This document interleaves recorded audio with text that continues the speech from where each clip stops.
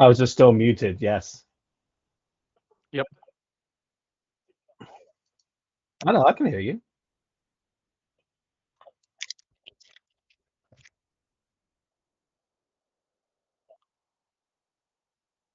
It was your music or you, apparently. Yeah, I was listening to YouTube, but I can still hear you.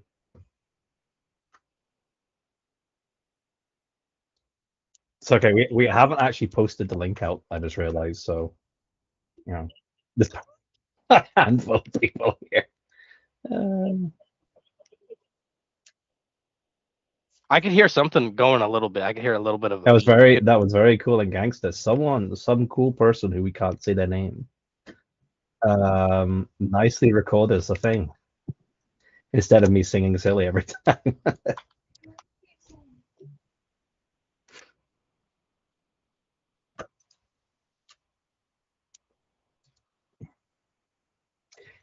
Rob is being Rob, and he's broken the computer. So he did a thing so he could play something, and now he can't hear him anymore. I mean, so fancy. It's now our show. Welcome to Champa. How are you? Streaming schedule. I'm just posting the thing quickly at everything because we haven't done it. Post the thing. Monitor. Sing, Mason. I'm just hurting sing. These goats. Do us your karaoke voice. Let me know if you guys can hear me in the chat, or if you could hear me in the chat. I don't think you can, but hopefully you can in just a moment. We're gonna paint some pretty trees. Right.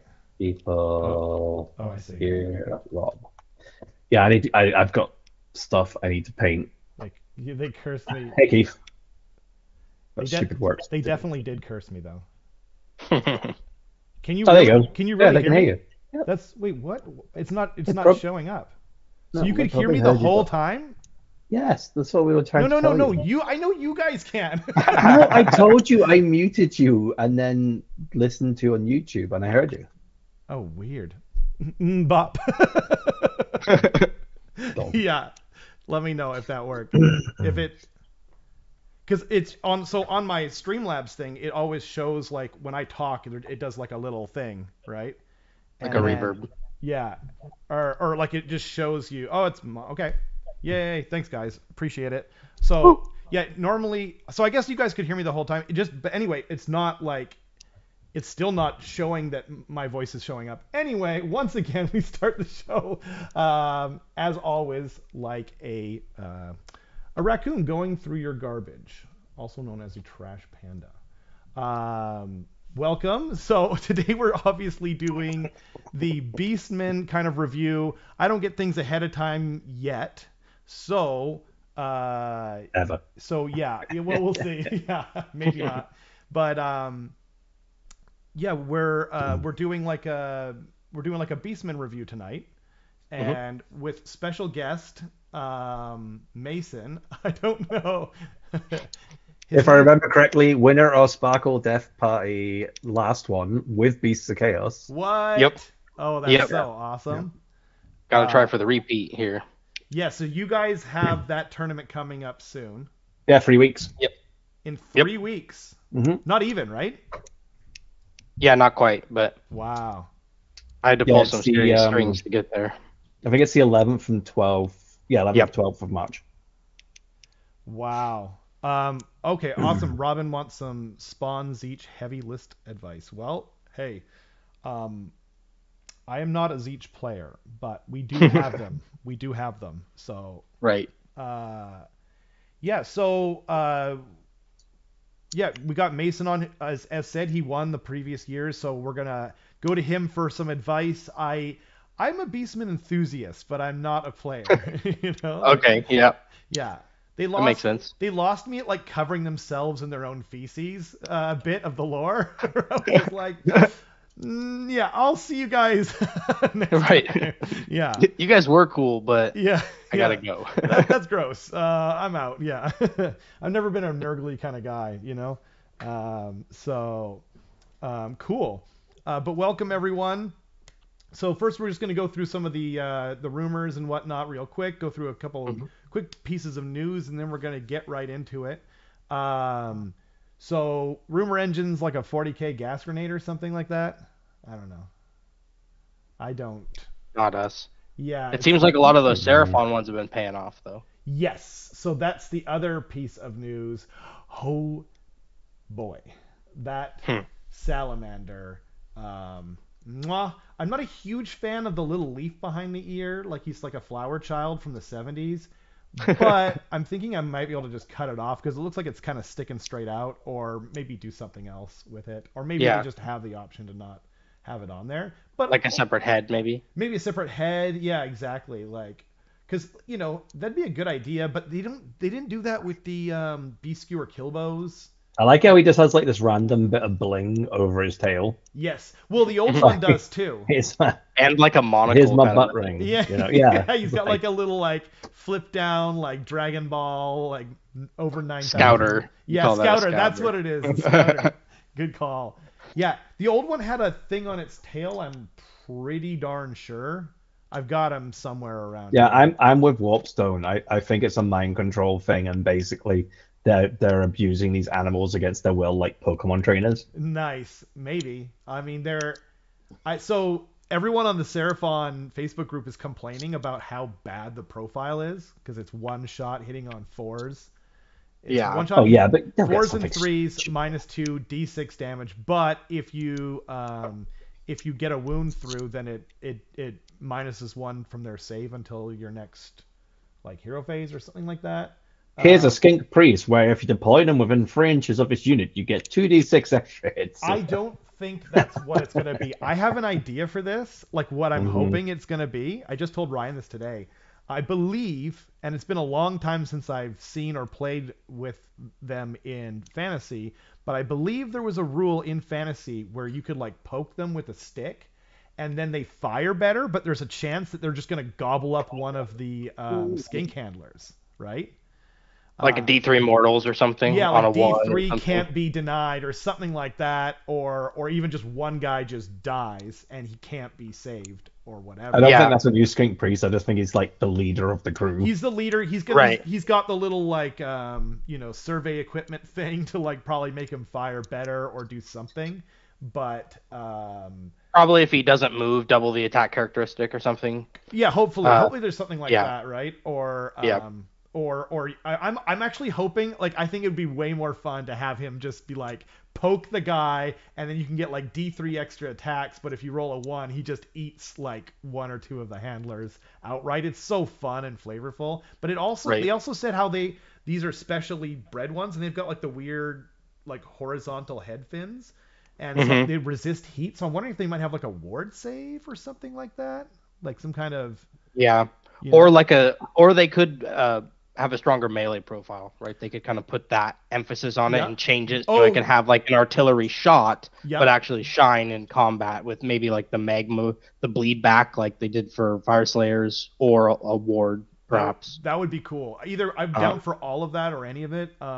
They also had like in AoS 1, I remember in particular, I didn't play them in 2 because they were kind of bent and they got a lot of hate, and I was just like, that's fine. I don't think the models look very cool anyway. But I remember in AoS 1, the bite was like a more deadly attack than the shooting attack, and it could it could do mortal wounds like after the fact or something. So Yeah, I know in 2 though they were basically like 4 shots at range and 3 in melee, I believe is how it was. And it was the same profile where it was 6s were D3 mortals. Yes. And it was Ren 2, so they were gross. They're pretty bent, and it's too bad because the models are ugly as hell. So yeah, it's funny for people to be up in arms because you have to assume that stuff like that's gonna, and you don't know that salamanders aren't gone. Like it could just be like a special pack unit. I mean, this guy. I think they said it was base Seraphon, but yeah, and so someone compared those 25 mil bases to the salamander, and they said it looks like it's on a 92.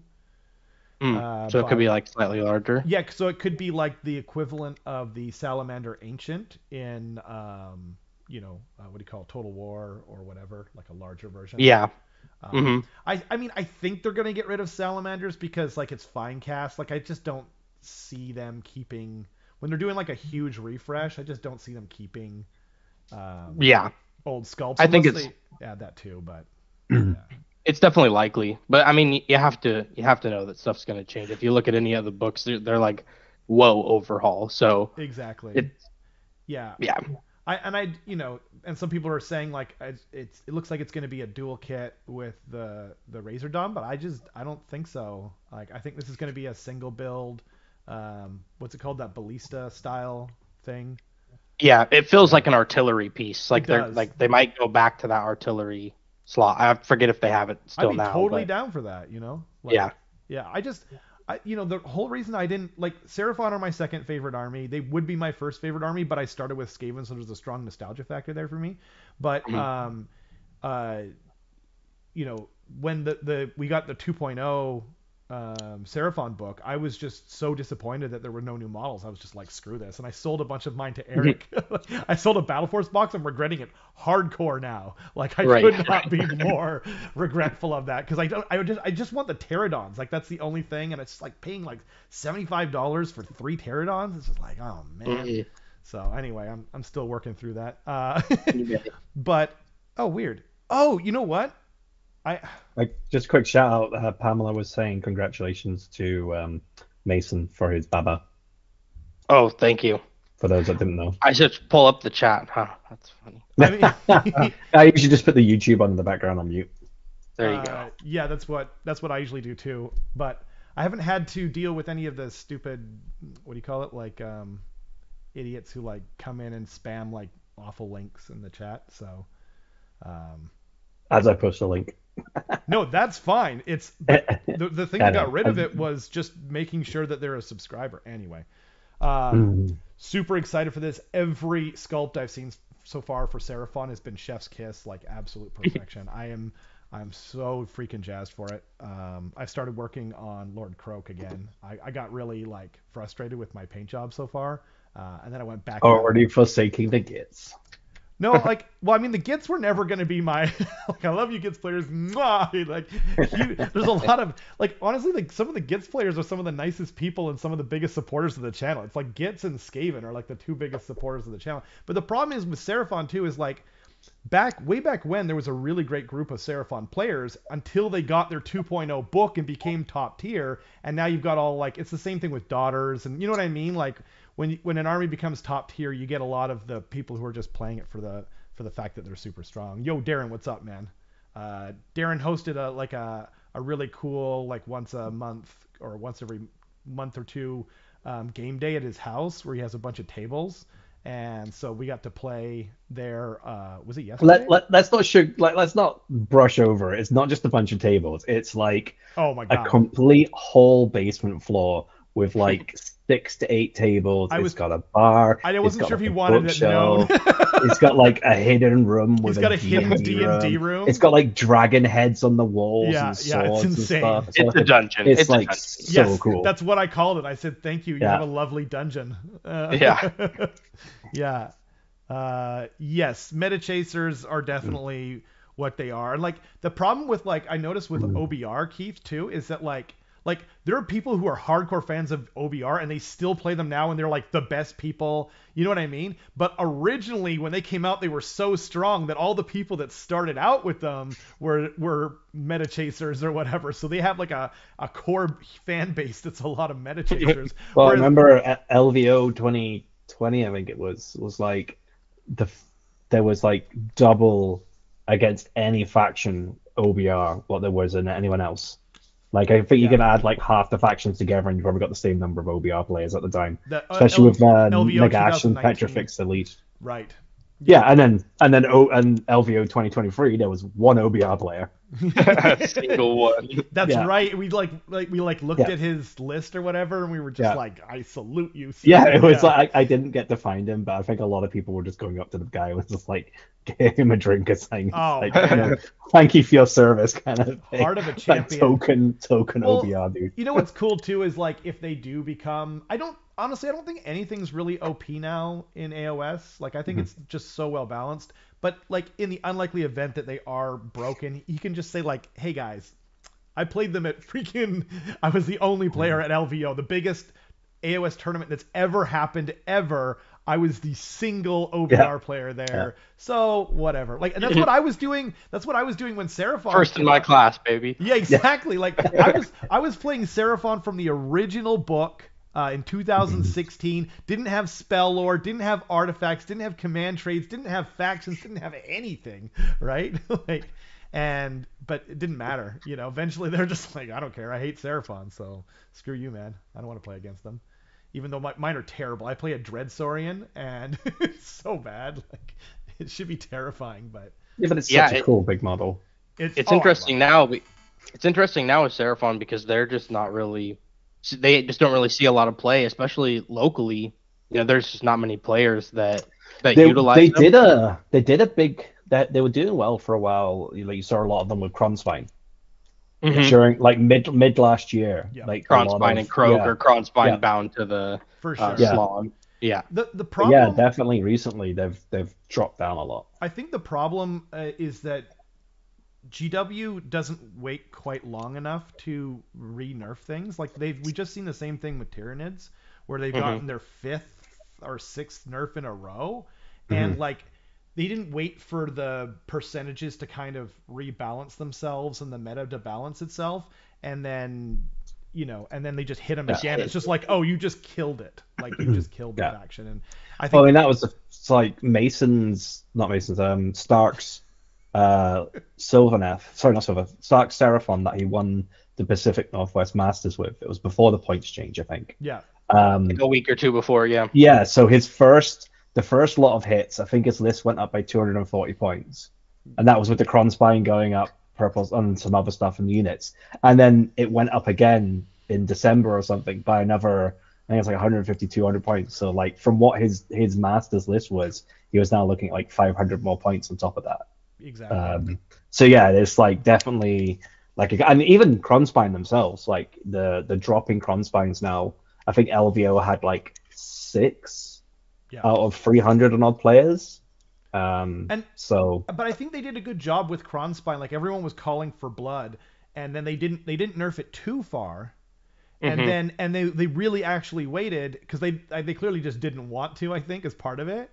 But then, and now the meta caught up, and like people also learned how to fight it better. I think it was also it's the combination. Like just hitting it with the 80 points wasn't probably enough, but with the other armies around it being effective, the ones that like taking it also going up, it meant you're looking at 200 points roughly on a list to do it for the same list. Exactly. So you had to make cuts, right? Yeah, and it's either you lose the Kronspine or you use those other key pieces that make your army work. Priest, your Purple Sun, whatever you were doing. Yeah.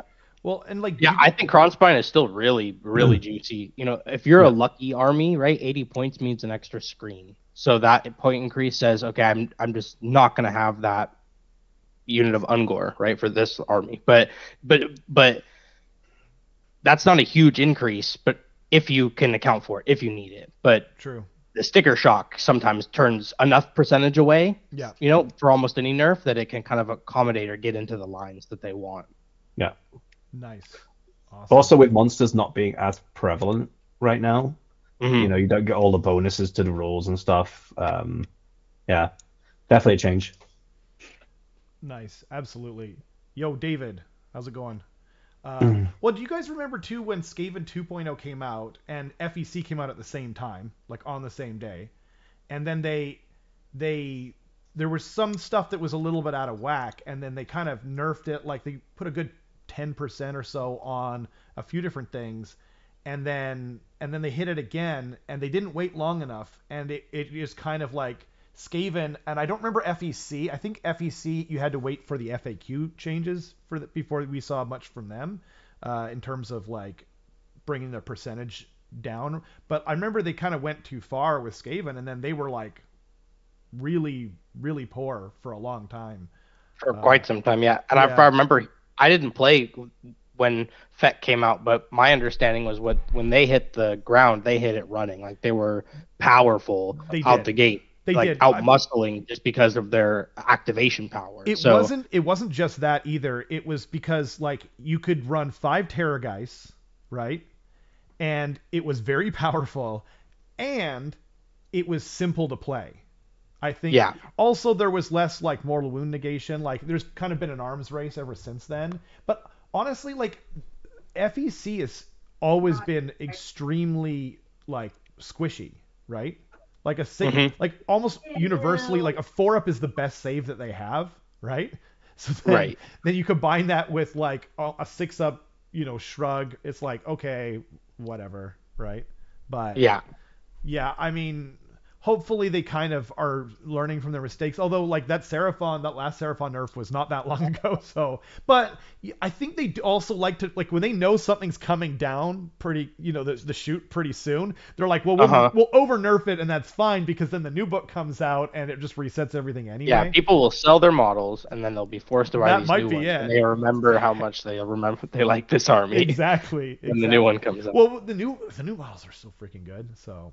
They do look great, yeah. Oh, man, they're like literally exactly what I always wanted. So, yeah, I'm pretty excited. I just had my birthday, and my wife's like, "What do you want for your birthday?" And I was like, "Seraphon are coming soon, so nothing. Just like I'm just gonna hold out. Yeah, just set some money aside for when they come, and then bite onto my wallet as I push purchase. Yeah.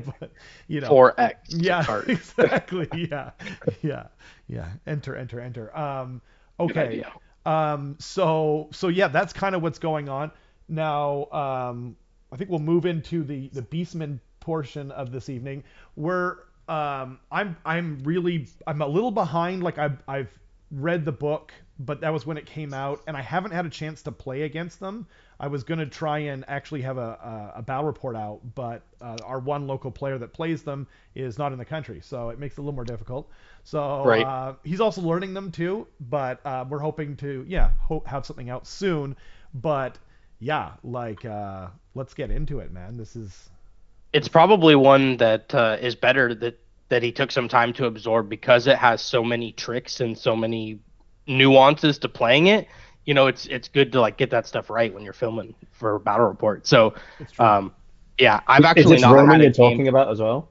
Yeah, Roman. Yeah. Yeah, Roman's only had like one game. Yeah, exactly. Well, that's it. And I mean, like, so we haven't done the Gits one yet either, and so I think Dale and I are thinking about doing it next week, right?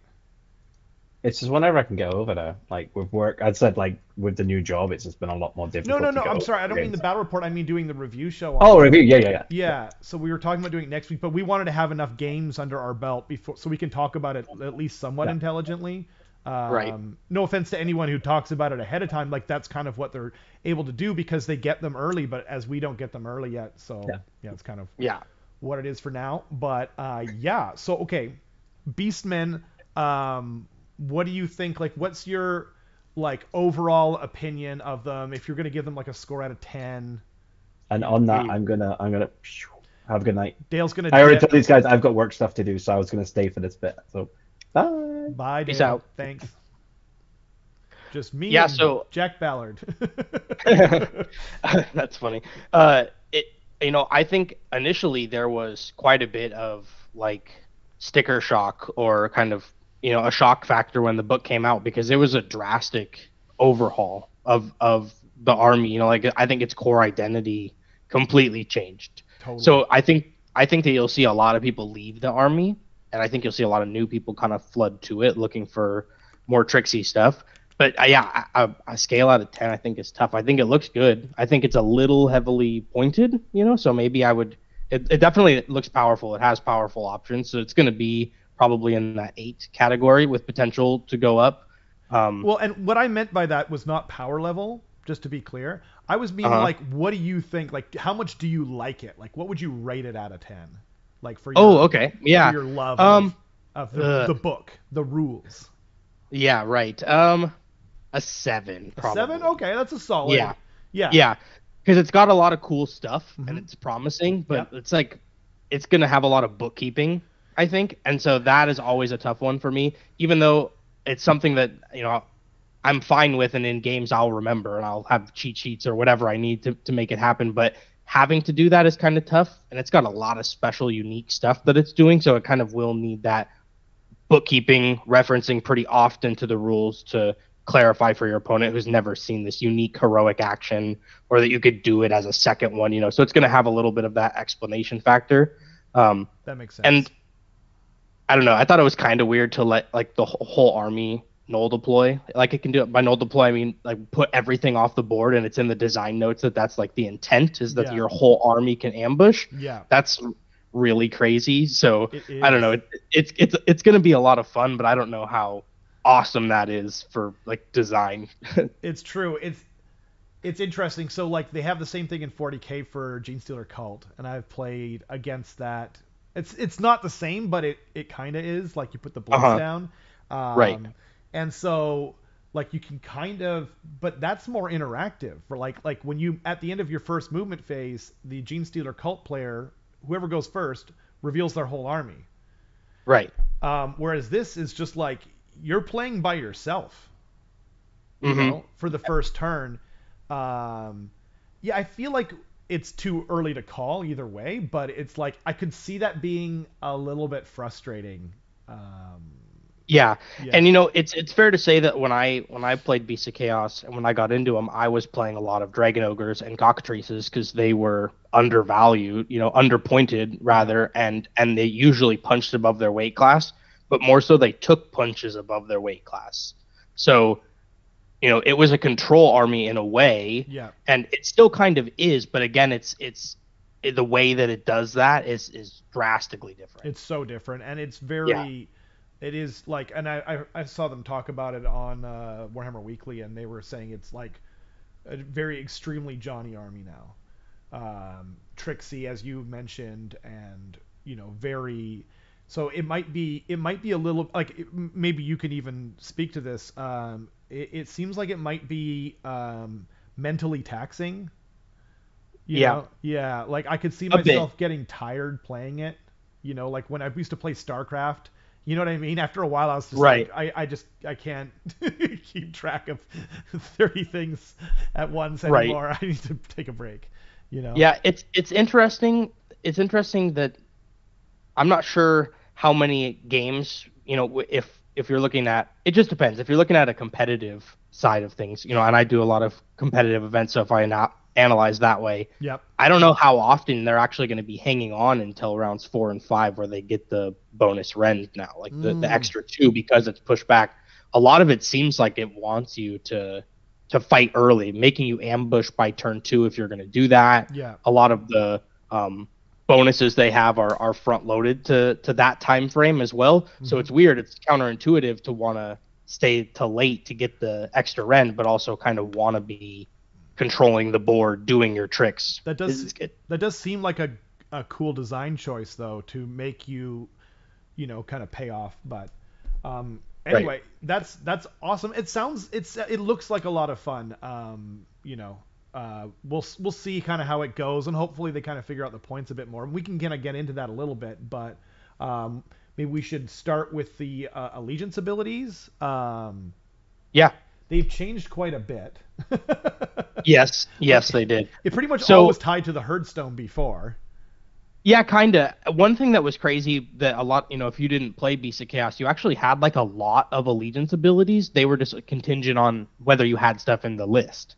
Kind of like how New Skaven does its list building. You unlocked bonuses if you met certain criteria. If you took a Thunderscorn guy, your Thunderscorn got to do this. Your Bulls got to do this. So that was kind of tough to lose, honestly, because I don't feel like they compensated or gave enough to the sub factions to replace that. Interesting. Because the sub factions were dense in their own right, you know, the ones you had before. The tough part, of course, being a book 2 is that you were locked, or an AoS 2 book rather, you were locked into artifacts and command traits and things like that. But you actually did get a good amount of identity from taking those sub factions if you wanted to, and then because you got access to all of the bonus stuff. Yeah, I guess you could call it. It was weird to look at it like bonus, but it was your allegiance abilities, right? That you got just for being Beast of Chaos. So I don't feel like they translated all of that super well over, but the allegiance abilities. Sorry. Go ahead.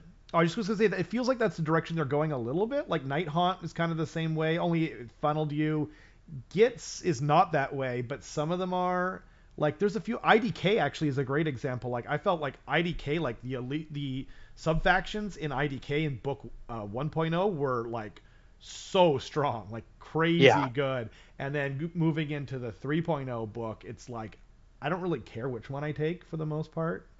But... Yeah.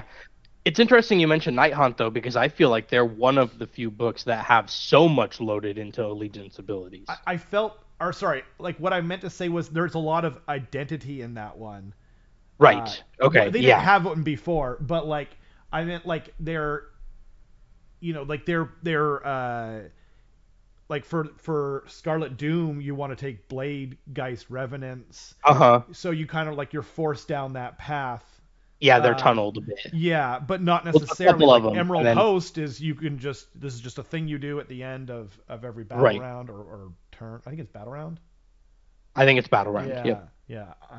But they definitely succeeded. Same with Night Haunt and Beast of Chaos here at making it unique. Yes. You know, it was already kind of unique in a way. Beast of Chaos did something that a lot of other armies didn't do. So hopefully it can maintain that uniqueness as well. But yeah, you know, if we get into the main part of the allegiance ability change, we mentioned that you can be off board. You can just with all of the Beast army. We've never seen that before in any game they've ever done. Before it's always been you can have up to half. You know, every time you do one unit on the board, you can do one unit off the board. There were some cheeky ways that you could like null deploy with some builds. I think like Fire Slayers and IDK and maybe Nurgle had some ways through time to stack your roster in such a way. But you had to like pay through the nose for like a Soul Scryer and or a Gut Rot or a warp grinder. You know what I mean? Exactly. Yeah. It's possible. But this is built in and it's free. Yeah. You know. And built like the very last sentence of that is this text of, in addition, when your guys are set up, they get +1 charge, which is so awesome. Super awesome. Yeah, because as of right now, we'll wait for FAQ, of course, but it would mean basically anytime they were set up. So that could mean coming out of a bridge, or if they were to use one of the sub factions to move to the other side of the board, or when you deep strike them, or the turn that you deploy them on deployment. So there's a lot of times that they're set up. Right. So we'll see if that maintains. For friendly Beasts of Chaos units that are set up on the battlefield in the same turn. Mm-hmm. So now whatever they do is great. I'm actually fine with whatever they do, even if it's like you just deployed your whole army this turn, so your whole army is +1 to charge. I agree. And you don't even take them off board. I'm actually fine with all of that. I don't think it's intended for like bridge, like or like teleporting stuff like that, or like Lanshan or something like that. That seems like it might be a little bit like tougher. That seems unintended to me, but we'll see. You never know where the FAQ team is going to put their... I know, for real. They could just be like, strike that sentence, just remove it. Dude, like with Thankful, like with his whole like roll 3d6, like eating Warpstone thing, like there is no way. Like they made it a separate paragraph this last time. It's like, okay, clearly, you know what I mean? They're like, nope, that's what we said last time and we're saying it again. Like, okay, buddy. Right. Okay. But anyway, that's a really cool I think ability. either way. Yeah. I think either way they go with that, it's fair. I'm not really concerned. It's not incredibly powerful because 95% of the time you're going to be 9 inches away anyways, and so an 8-inch charge instead of a 9 is great. Yep. And huge somebody said in the chat, most musicians are +1 run and charge, so it's usually +2, which is super correct as well. Perfect. So a lot of times for your all herd units and your Bulgors, you're looking at 7-inch charges off the deep strike, which is neat. That's actually Roman, the guy who is hopefully going to be on the channel soon with. Oh, nice. Yeah, get him in here. Yeah, Roman is he's a good player. Thanks, Roman. FAQ because nobody will ever use it. Exactly, but like they'll never give it to us, Warpstone. They didn't give it to us in all of 2.0, so I'm not holding my breath because I will die, and I will die quickly. Another thing that's interesting about their deep strike is it's not like traditional. If anyone is not familiar with them, you can't just be anywhere. They do have to be what you would hear as outflanked. Yes. They have to come in from battlefield edges. They do, and that's fair. But yeah, uniquely though, they get to come in 9 inches away from board edges, and usually it's 6, right? Yeah, like IDK. Yeah, like. There's so many examples of that, so that's really right. And even in the previous edition, it was 6. So I think increasing that does actually help because it's going to let like stacks of stuff fit, which is pretty helpful. For allowing that whole army to deep strike, or your giant gorgons or chimeras. This stuff is just going to come out of the woodwork. Yeah, it's going to be really cool because. And I hope that they kind of do that going forward, to be honest. Mm-hmm. But we'll see. And then you've got the Masters of the Wilderness. So that's in your hero phase. If the model picked to be your general is in reserve at the start of the phase, you receive 1 command point, which is wild. Basically you're not punished. That's assurance that you're allowed to null deploy and not be punished. So they had to write that in there just so that you didn't feel like you couldn't do. Oh, got it. You see? I misunderstood. So, I thought it was get one extra one. No, well, I mean, in a way, yes, but it's kind of a gimme. Again, I think it's just to smooth over that fact. Like we're telling you can full null deploy. There's no punishment. I see. But tell your opponent you're ready and let them set up, I see. I'm not condoning that. I don't think that's necessarily the best to do all the time, but it is so bizarre that they let just like everything out. Yes, it is interesting, but I'm hearing also that like a lot of people aren't doing it because like there are downsides too. Like if you're facing like a heavy teleporting army, you could theoretically not be able to get on the board, or it would be very inconvenient to get on the board. So there's a few interesting counter strategies that are possible to that. So I think people will have to be careful with it.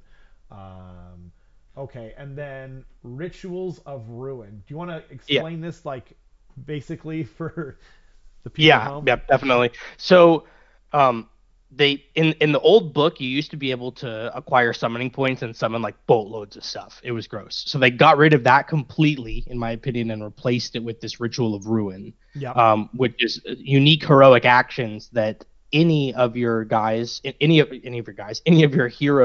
your Beast of Chaos heroes can do these. Yeah. Right. And all of them can be done by different heroes, which is awesome. You can do as many as you want.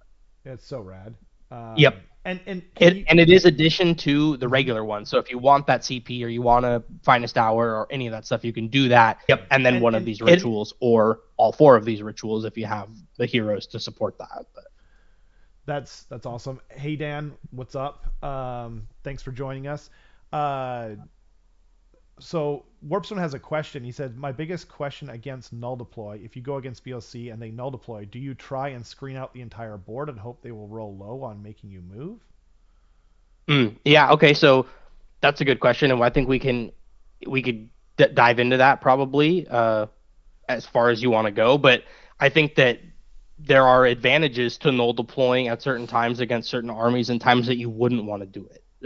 So if it was a deep deployment, if it was a 22-inch no man's land and they had the ability to pick stuff off, or they were faster than you, then there's probably a big advantage to null deploying or close to null deploying, because now you take targets off the board. So if they were to go first, and then there's nothing they can really do, and so it's going to allow you to set up closer to them faster, even if you're not really trying to engage.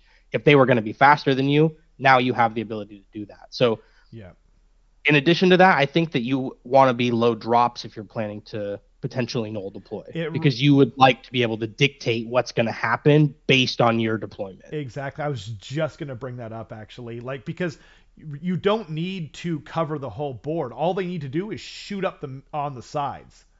And they can literally just, like, it makes it very difficult to get on there. Yeah. Oh, nice. It also does a lot for mind gaming. And again, I don't think that you would full null deploy all the time. I think there's rare occasions where it could be beneficial to do that, but usually you're going to want something on the board is my guess, you know. Nice. And I don't know, because there's a lot of possibilities and a lot of tricksy stuff, but I think most of the time you're going to want a couple of things on the board, like at least Ungor and a Grey Bray Shaman or something, you know, to have some presence to threaten some battle tactics early is really what you want to be conscious about, because what you're doing by null deploying a lot is also keeping your opponent honest in a lot of ways. Yeah. Because now, like you were questioning, how do I screen? How do I set up for that? So now your game plan might be thwarted initially based on deployment, because your castle might think you have to widen out, and now I've forced an advantage now just by putting stuff not on the table. It's true. So it's mind gamey in a way as well. For sure. And I mean, there might be some armies, and again, we'll see, but like there might be some armies where it's better. Like I could see maybe being like a Mega Gargant heavy list being a good one to totally null deploy, because they can't screen you out as well as some armies. But again, I'm hardly know whether that's going to be the case. Right. So should we move on to these heroic actions from? Yeah. I'll breeze through them quickly. Cool. They're basically all 12-inch range, and there's a couple that are bonuses for your guys and a couple that are threats for your opponent. One of them is also, I think it's good to pause and say one of the downsides of the ritual is you do have to take D3 mortals. You do, yeah. When you do them for each one. Right. Yeah. It can, however, be passed off if it's happening on the board. Yep. It can be passed off to a unit nearby, which is exactly like the blood ritual I mentioned from the previous one. So they kept that identity of like hurting your dudes or hurting yourself to further this cause. Totally. Also, you can do one of them per turn off board with a guy who's not on the board, and you pick a point on the battlefield edge to do it, which is super advantageous for early game. Yeah, that's crazy, especially the one where you're zapping a hero. Right. Yeah. So the first one just lets you do D6 mortals, which is to something. Now, if you're off the board though, and you do and you take D3 mortal wounds, he just takes it. You can't pass it off, right?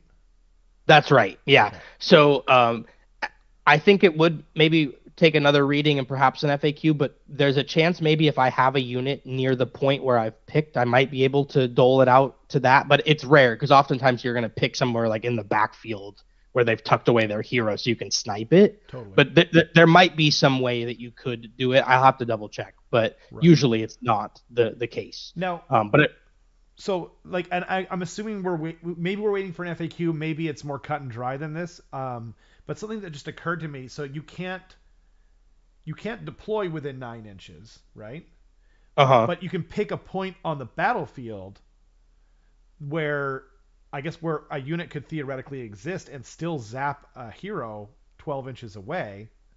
Yeah, it does have to be a point on the battlefield edge. Yeah, I believe. So, but yeah, they could be like totally pushed back up against their back corner, and you can pick that very back point where all of their models are within 9 inches of it. Because you're not putting any models there. You're just picking a spot, right? Same with the Ungor Raiders too. You know, the way that they're where they can shoot. Exactly. So they're gonna pick a point and fire. They could come in somewhere else, you know. But both of those, and I don't know, they could FAQ it. That seems pretty clear to me that they're having you pick a point, not a legal point for deployment, but just pick one, a point that satisfies the board edge. And I could see that happening too, just because, like with the FAQ team, I do agree though. I don't think that was intended. I think it's intended for them to be able, but who knows? Like what I think it is intended doesn't mean anything. Well, it is supposed to be an ambush. Exactly. So, yeah. So that is interesting. The second heroic action that you really can target an enemy is the blood taunt, and you make a unit walk 2d6 closer to the point that you've picked. Crazy. That is it's really wild. gross. Yeah. You can move a screen out of the way. Yep. You can stuck a unit to the back. Like if they had a screen up front, you can pull them back. They have like a unit of Blight Kings. You could theoretically keep that unit of Blight Kings just stuck in the back for the whole game, because they have a 5-inch move, but you could make them move 11 inches backwards. Yeah, exactly. With this 2d6 roll, I mean, you'd be rolling hot for it, but it's gonna mess up where you can move from. Yeah, this might really stop people from taking large units of. Yeah. Like a unit of like 9 Storm Fiends, and it just spends the entire game in the back of the board. Like, okay, like you lose, like you just lose that game. Just put it in a warp grinder. Yeah, it's like 1,000. Yeah. Actually, meet me at my game. Yeah. You could even actually add a warp grinder to that unit and have them pop out. But yeah, that's actually a great idea. But that's even never fails. Yeah. And then there's also Warping Curse. Oh wait, is that the one we did before? Oh yeah, that's the one we covered at the start. Yeah. And then Brand of Wild Fury, pick 1 Beasts of Chaos hero, wholly within 12 inches of the Beasts of Chaos hero carrying out this heroic action, invisible to them until the end of this turn. Friendly Beasts of Chaos units have a ward of 6+ while they are wholly within 12 inches. So basically, you can just turns on a 6-up ward, wholly within 12 of himself. That's awesome. It's neat. I don't think it's going to be done all the time. No. Compared to the last 2, that you'll see that often. Both of those are worth taking D3 mortals. Especially in the GC season. Right. Because you can get around the shooting freeze out, the shooting lockout there. You have 2 ways to get around it. Right, you can move the protecting unit away and then just shoot them. Right, exactly. Yeah. But yeah, a 6-up ward is not bad, of course, but I mean, it's given out to whole armies as like a give me, like we were talking about with Feck earlier. They were like, fine, you can just have it for existing, because it's clearly not that big of a deal. A 6-up really isn't. No. Yeah, but it's gonna save you a couple of wounds. It can be really crucial. Like, don't get me wrong, the 6-up ward is better than nothing. Yeah, but I don't know if it's often going to be worth the damage.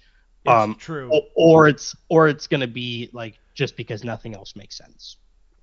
Yeah, if it was a 5-up, I would be like, that's almost like that might almost be too powerful, just because it's like they're theoretically not pointed to have a ward to be right. You know what I mean? But anyway, well, most of the book doesn't have a ward. Exactly.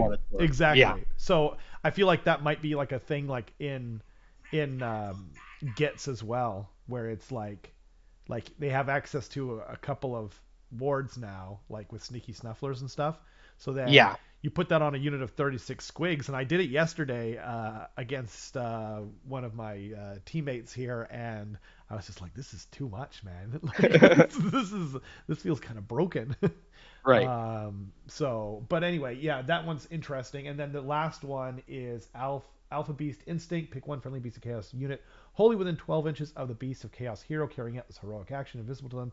Do not take Battle Shock test for that unit this turn. So I think that's actually really strong. I think that's probably the second or third best one on here, because Night Haunt, like, there's so many different ways of stopping people from getting Battle Shock, right? Yeah. And to be able to just be like, I really want this, you know what I mean? This unit to not have to take it. I think that's pretty good. You'll see this one used by like the Doom Bulls that end up in combat with their unit of Bulgors next to them, or if and when Beast Lords make it into list with the all herd guys, gores, ungores, that sort of thing, then you'll see it maybe used on them. But it is going to be kind of tough, because a lot of our heroes are supporting heroes. There's not like a big centerpiece hero or big fighter heroes, all things considered. The Doom Bull is like one of your best fighting heroes that you got, and he's a 160 point little guy, all things considered. Wow. I mean, I don't want to take away from the Doom Bull, but in the grand scheme of things, we don't have big hero fighters. So that one, while impressive in its own right, will probably be used to keep your guys in the backfield that are hugging Grey Bray Shamans from doing bravery tests. And that's great. Still really good, especially in All Herd, where you're bringing back D3+3, right? Like, totally. And it doesn't look like you're going to have like large units of like what are they called? Gores? What are the ones that are kind of fighty? Bestigor, right? Bestigor are like the two-handed axe big guys. Right? So they used to be really strong in the last book. I don't know. Yeah, if they were fighting order, they were juiced up. Oh, right. That's how it worked. You know, they were. I fought them with Matthias when he was thinking about taking them to a tournament, and he had them at like Rend. I forget what it was in Battle Round 2 or 3. Like he had. Well, yeah, like... in round 3 they were getting +2, and I think they did have a base Rend. So yeah. and there were I mean, like, you know, Beast of Chaos was ludicrous in some of the ways it could stack stuff. Sure was. Yeah. Unfortunately, Bestigors are probably one of the biggest losers coming out of the gate in the new book, just because they're so expensive for what they do. Yeah.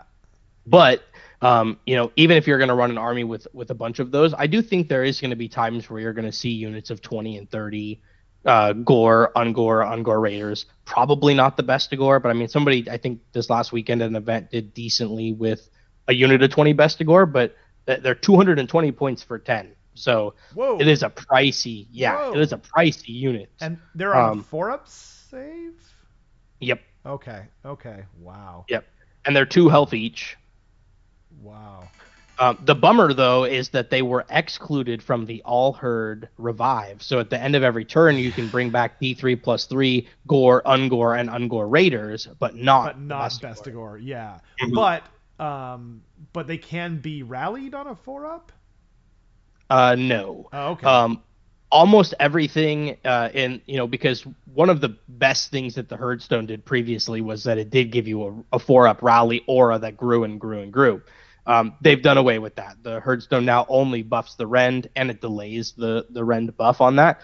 But they gave every banner in the Gore, Ungor Raiders, Bulgor, and so in selective units, they now have their Bannerman that lets you rally on a 5-up if the Bannerman is in the unit. So the 4-up rallies are gone, and now it's 5-up rallies, and it's tied to the unit's Bannerman. That's pretty fair. Yeah, like so that. it's neat, but it was weird to put. It was weird and thematic in a way to put it on the guys, because now they have a reason to like be together and still help their own dudes out. You know, like they're these different alignments of chaos coming together. Totally. It's kind of cool. Absolutely. Thank you. Huge thank you to Dan for the super chat. Really appreciated. I love all the salt over the gits too. And I actually think like we've been talking about it in our local chat lately, but like until you play a unit that can't get any commands in this like AoS 3 command heavy thing where you don't take battle shock and you don't do whatever, you cannot like underestimate like how different it is. You know what I mean? Like I was like, oh, I'll just reroll that charge. Oh wait, I can't reroll a charge with my squigs. You know what I mean? I actually think that gits are fine, but I think there's a couple of things like that were probably not intended. Yes, laughs in OBR, like that's exactly what Matthias was saying. But they have their own thing, right? Like re-rolling like all your save rolls is like incredibly powerful, whereas squigs just don't do any of that stuff. But thank you, Dan, so much. I will also enjoy the delicious salty tears, as everyone else will that played with Gits before they got a new book, because it was brutal for a long time. But yes, so really appreciate that. And welcome to we have Jack in the real Jack in the chat. He's doing an impersonation of you. It's been pretty good so far. Very upbeat, so appreciate that. And that's funny. Yeah. I may or may not be on a YouTube channel login. I'm not supposed to be on. Oh, no. Don't worry about me. Oh, God, yeah. Everything's fine. I did not condone it, Jack. I didn't. It's just like, please don't get me in any more trouble with. No, this was on me. Don't worry about it. So. But yeah, the heroic actions is something that we've seen them lean into a little bit with these other books. They've sprinkled it in, even with Gits and some of the last releases. You know, these unique heroic actions that the armies get instead of some of the ones from the core book. Totally. Nothing like where you could have everybody do a heroic action from this list, and it's all decent. You know, some of them above average, some of them right at average, but none of them are like trash. Totally. So having that ability is pretty good. I don't know, again, and this is just tough because I love the summoning aspect of the game, or of the army before. Yep. So this replacing summoning is still a tough pill to swallow, but it is cool. It's true, but I get that. Honestly, like, the problem for me is that I naturally hate summoning. Like, and I don't mean like playing against it. I mean playing with summoning. I loathe it because it means I have to bring all these extra models that I'm not going to use. And I have to paint more models, and I find it stressful, and I detest it. I know. So like, I just like take all the models in a box and I just all these toys into a box and rock up. Yeah, a giant funnel. Yeah, I just like, hold on while I pick out 10 of these Ungor. Oh, I need 50 of them. So like, that was fun for me, but I know that it wasn't fun for a lot of people. So yeah, I mean, honestly, like, bittersweet. Eric too was saying, he was saying, like, because he loves the Khorne, the way that the current Khorne one works is like you have summoning, but you can also just do really cool powers with it. You're not forced to play the summoning aspect of it, and that's why he doesn't like playing Zeech or Slaanesh, is because he feels the same way as me, Yeah. I mean, at least with Zeech, you could try to just summon like as many birds as you could in a game. That's a fun mini game. That's what I want to do too. Like Eric was talking about loaning me his Zeech, so I might do. I'm hoping to paint up his Kairos for him as a thank you for lending me the army, and then bring Kairos, and then bring Summoner's Guild and just summon a chicken, Right. And then you could likely get 2 in a game pretty easily. Yeah. By turn 4, I'd expect it at least to have. If you watch our battle report, Eric gets one turn 1. Yeah, the first one, turn 1, you build for, right? I think that's you bank on that happening. And then it's likely from that point that like by turn 4 you could be summoning the second one. Exactly. Well, and he only had one chicken. So then he was like, well, suicide bird. That's what he tried to do, and then it wouldn't die. It just kept staying alive, and he's like, he ends up with like, I forget how many summoning points at the end of the game, which wasn't super long because he just fireballed everything to death. Right. Yeah. Jack says my stuff's 3D printed with 3-color airbrush. I wasn't going to read that out loud. It's okay. I don't want to get involved. It's okay. That's the smart way that's 50% true. It's dry brush and oil washed, and I like gave it the college try. It's just I had 24 I had to paint. What do you want from me? Yeah, exactly. And they're kind of a dirty army anyway. Like they're kind of great for that, like Skaven. So exactly. You can crank them out. Right. I did start with 3-color airbrush, and then like a brown oil wash really dirties them up nice and good. Oh yeah, that's the stuff. That's the kind of army where you don't even use like a wash. You just like get brown ink and just mix it yourself in like a big pot and just kind of slap it. I can't see what this is. You don't need to. Yes, it's good. I'll put mud there when I'm done. Don't you worry about it. Awesome. Okay, well I guess we can move on to command traits. We're only like an hour in, and we're at command traits. It's okay. Right. Well, if your buddy wants to come on, we can always tag team out here. Tail. Oh yeah. Well, yeah. For me, I have a lesson I have to go to, but not yet. We should have enough time to get through here. Perfect. You want to talk about the sub factions? Oh sure. Actually, yeah. I don't know how I missed that. They might not. So these I didn't. These are not like I didn't take copies of this book because I don't have the book or access to it. So it's something that someone sent to me, and thanks to them for sending it to me. But I don't seem to. Oh, I guess the subfactions are below. Oh, they're below. Okay. So first we have All Herd. Yeah, so All Herd is definitely a front runner, I think. Yeah. We only got 4 subfactions here. Which is kind of what I was getting at towards the beginning of the show, is that I don't feel like a lot of that identity between the different races, if you will, of the different species were really like copied over well enough. Especially fair. In the Thunderscorn front, they really did them a disservice, in my opinion. Thunderscorn is one of the subsections, right? No, I don't. Thunderscorn doesn't have a specific one anymore. Oh, okay. But Thunderscorn is the Dragon Ogre Shaggoth, right? And got it. I see. And the Dragon Ogres. So, but really only them. So, I mean, I get it on one front, but it is a bummer. They could have just added a couple of things, because it's also worth mentioning that there were no new models added to the range. Except for the Beast Lord. Exactly. Well, a redesign of a model, but not new. No new War Scrolls. Yeah, well, I mean, it was all new War Scrolls, right? You know what I mean, no new kits. yeah.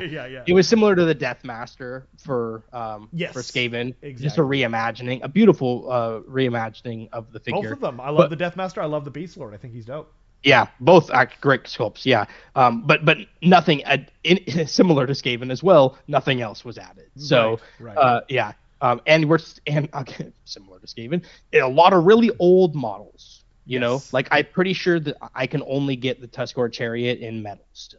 Wow. And I know that's the same for only a handful of stuff still in this game. So Beast is also an old army. A lot of it's Skaven and a lot of it's Seraphon.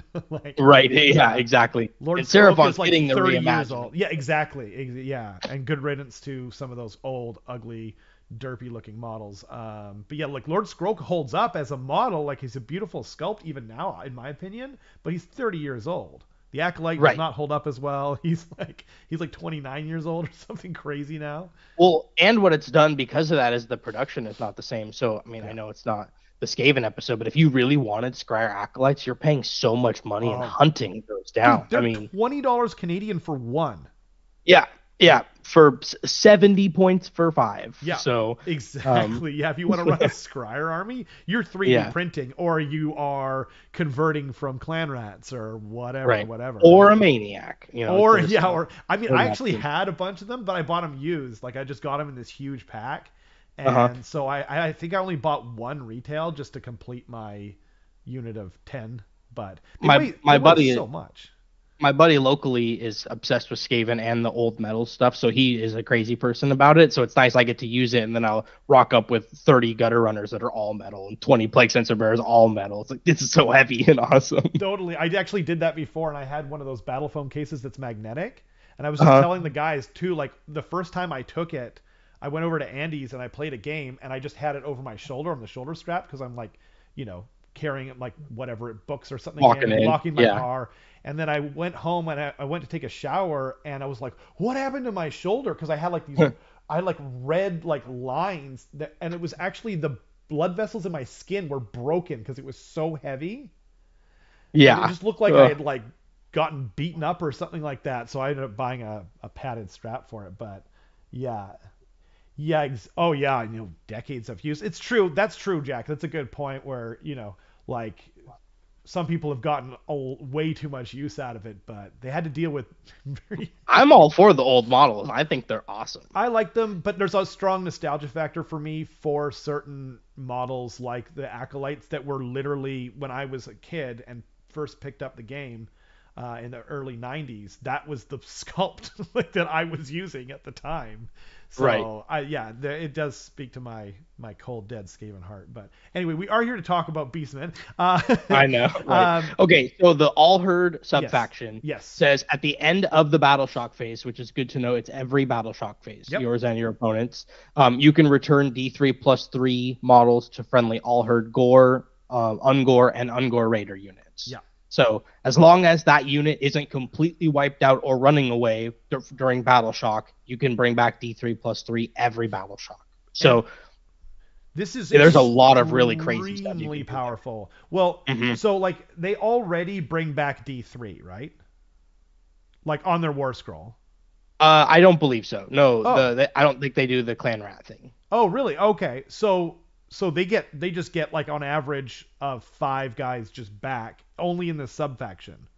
Only in this subfaction. Oh, wow. And then on the Bannermen, of course, for all of those units we named are 5-up rally if one of the Bannermen is alive. Well, the reason that I wanted to bring it up, so a very strong it's not just the fact that you're getting a bunch of guys back, which is extremely valuable, but there's also the trick that Matthias discovered for Skaven, for Clan Rats, is you can remove them out of coherency, and then you never have to worry about bringing them about coherency, about them dying off to coherency, because as long as you only remove from one side, you can fix coherency as long as you get one guy back. You can just put them in the middle there, and you're good, and you're getting even more than that back. Yeah, as long as the timing checks out on like when the check for the heal happens, I don't see why that wouldn't work. It's the end of the battle shock phase, so and then right after that, at the or I guess it's the same checks your time. Coherency. So and because you get to decide that, right? So, right. That could be pretty cool. But again, in a similar vein, you can also use it to like string stuff back and capture an objective that might have been unclaimed, right? Or make something contested that shouldn't have been, that they didn't account for. You can bring move something stuff into forward combat even more because there's no 9-inch thing. Like it's pretty awesome, man. Yep. So in that army, you probably see a lot of like the 20 and potentially 30-man packs of some of those units because you want them to be able to stay alive. Make sure that you're pulling in a way that maybe you're getting out of combat so they barely live. You bring back 5 of them, then you roll 15 5-up rally dice and you bring back another 4 or 5 of them. They're still out of combat. You bring back another 5 at the end of that battle shock. So now all of a sudden you've had like 4 opportunities to heal from a single engagement that you've picked your way out of combat based on your pulling of damage. So totally. A lot of really fun stuff you can do with this. There's so much strategic play here. Before I forget, so there was like a technical glitch at the start of the show. I'm still not sure whether or not they could hear me for the cool thing because I did add that extra. I did add the mic input again. Huge thank you to Bad Sneakers Band on Instagram for making the opening theme show to it. I've included a link in the description if you want to get music composed by him. He was extremely good for price, and he was very, very great to work with, and included my input and was just a delight. So I meant to say that at the start of the show, but then we had that huge technical difficulty. So thanks again to him. I'm going to try and remember to say it in the next hopefully I don't have that same technical glitch. Sorry to interrupt. I couldn't hear it coming through, but it sounded like it had a cool beat. It's really I love it. I absolutely love it. Another thing I wanted to mention too about Beastmen and actually every battle tome, like when they include the art in these sub factions, they're all so cool. Like they are, yeah. They're little like emblems. I wish they would produce those in some way. Yeah, exactly. They used to do that on in 40K on like the data cards and stuff like that. They would have like similar kind of symbols on the backs of the cards, and they were so cool, like the stratagems and different things. Yeah, I'd like to see that. So second sub faction is Darkwalkers. Perfect. So it used to let a lot more units go into Deep Strike in the old book, and they could come in during rounds 1 and 2 instead of just round 1. Mm-hmm. So now what it says is that your Gore, Ungore, and Ungore Raiders, so unfortunately and fortunately, the same units that we just talked about for All Herd, if they're within 9 inches of the battlefield edge at the end of your movement phase, you can meld them off the board and put them somewhere else within 9 inches of another board edge. Right. So if they're within the range that they could have come on the board, they can go back off and back on somewhere else immediately. Ooh, wow. Yeah, it is worth noting though, and I called it out in speech there, but it's at the end of the movement, so you could have a unit retreat out of combat with something wholly within 9 of the board edge, and then be on an objective on the other side of the board. Or have a unit sprint towards one side to come out of the other side. Totally. So. Like a lot of really too, like through the gnaw holes. Mm-hmm. It's so powerful. That is amazing. Really tricksy. Yeah, but you have the whole battlefield edge as your oyster, so to speak. Oh man. And you can't even turn that off. It's not like nope. You can. And it doesn't check if you're in combat, so it could technically be a way to get out of combat that's not retreating. Wow. It's rare that you're fighting at that point because normally you're coming out and charging, but if circumstances arise and there you are, you could do that to get out of combat. For real. Yep. That's super cool. Yep. And it is locked to Gore Herd, Ungores, and Ungore Raiders as well. But yep.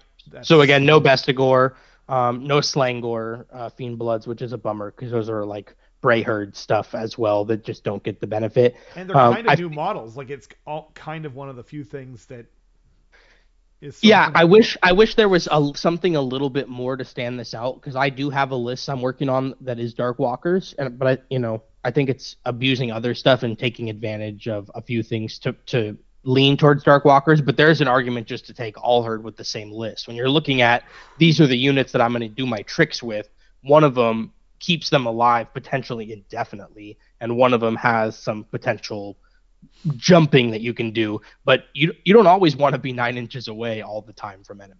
That's a good point. And also, Stark was saying, remember that the models that come back have to be within 1 inch of models that weren't returned, so you can't make a super long tail with it. I wasn't aware that was a lock in here, or was that in an FAQ? So couldn't you just place one at a time and move it down, and you still have to button it up with a triangle? Well, what he's saying is it's similar. It functions similar to the one. What is it? There's a few of them, like in Soulblight Gravelords, where you can't, like the skeletons can't come back. Like you can't go like one new guy, another new guy, another new guy, another new guy, because they have to be from 1 inch from a unit or from a model that was already there at the start of the. I see. Yeah, I'm assuming that you're referring to an FAQ that must be, because I don't see anything in the book. There's no like designer's note like there is in the Soulblight Gravelords one. But maybe there's an FAQ that I'm not aware of that's always the case. Like if you're returning models, you cannot string them out like that. But let me know in the comments if you guys know about that kind of thing. Worth checking out. Yeah. But yeah, Darkwalkers, doing a lot of jumping, so I think that there is benefit to it. Yeah. Totally. But again, it's often, these are something you might consider chaff units a lot of the time. That's true, but they're also great objective grabbers, and moving them around is just powerful in general, I think.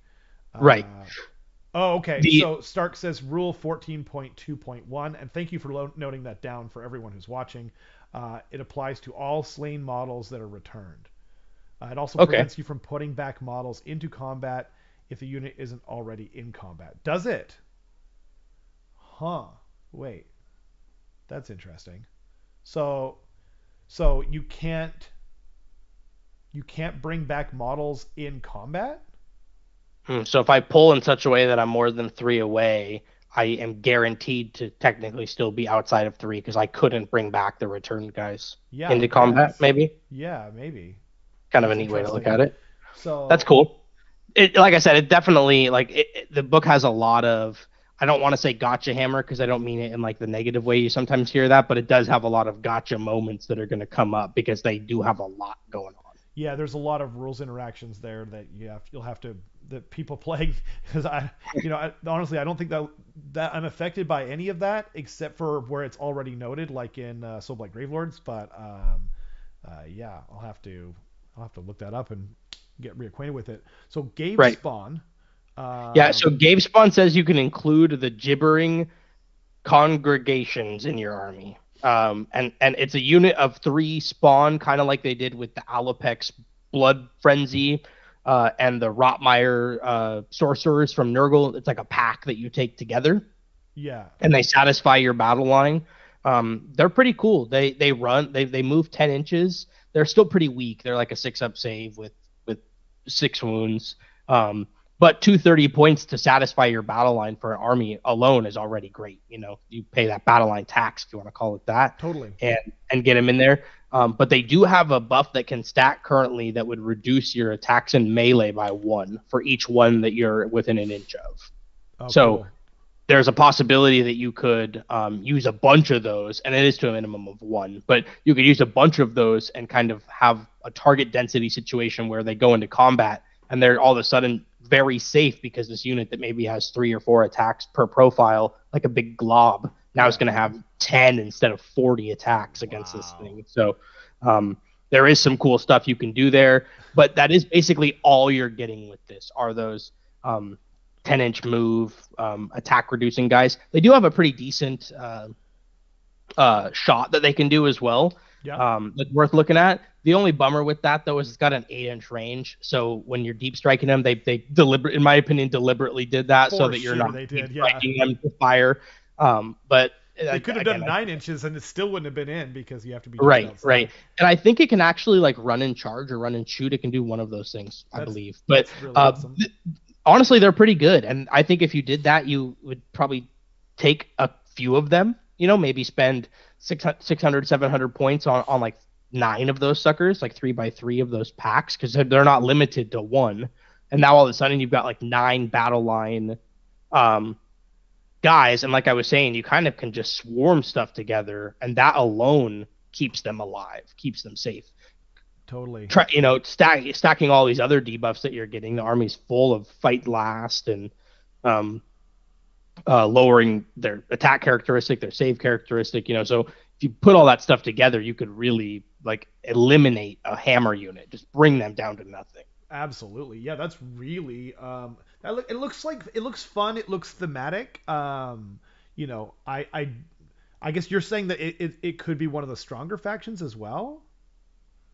Yeah, probably so. I mean, cool. It's nice because most of these aren't terrible. Even the last one, Quake Fray, is really good. So these all have play. The nice thing about this is it is different from the block of 3 units we just talked about for the last 2. Totally. But that's all you get is access to those spawn. Sure. Yeah. So it does come at a cost, so to speak. But like I said, it opens up a lot of points because now your battle line is satisfied. So you could go like full monster build, and that's a nice way to get it, to have these, supporting battle line cheap, and then a bunch of monsters or whatever you wanted to do there. But the last one, Quake Fray, is really good. It's not in the allegiance ability itself, but it does open up Cygor and Gorgon, your biggest cow monster guys, to be battle line. Oh, that's so cool. So yeah, that's really cool. Yeah. It also lets your Cygor units be priests, which is huge. Right.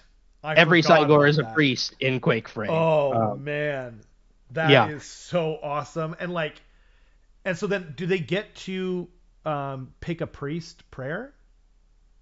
They get this special prayer, this Earth Shatter. Okay. Yeah, it's one that they get at answer value of 3, range of 12. Pick an objective within range. Each unit within 6 of that takes D3 mortals.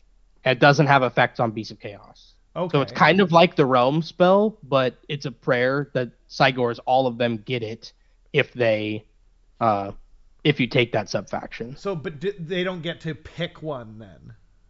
I don't think so. I'm going to check, actually. So, because it just says friendly. Okay, so... Yeah, they wouldn't. At least in the app currently, and, that we take that with a grain of salt. Yeah, but in the app currently... They're like, they kept asking me to select my loadout for squig herds, and I was like, you dummy!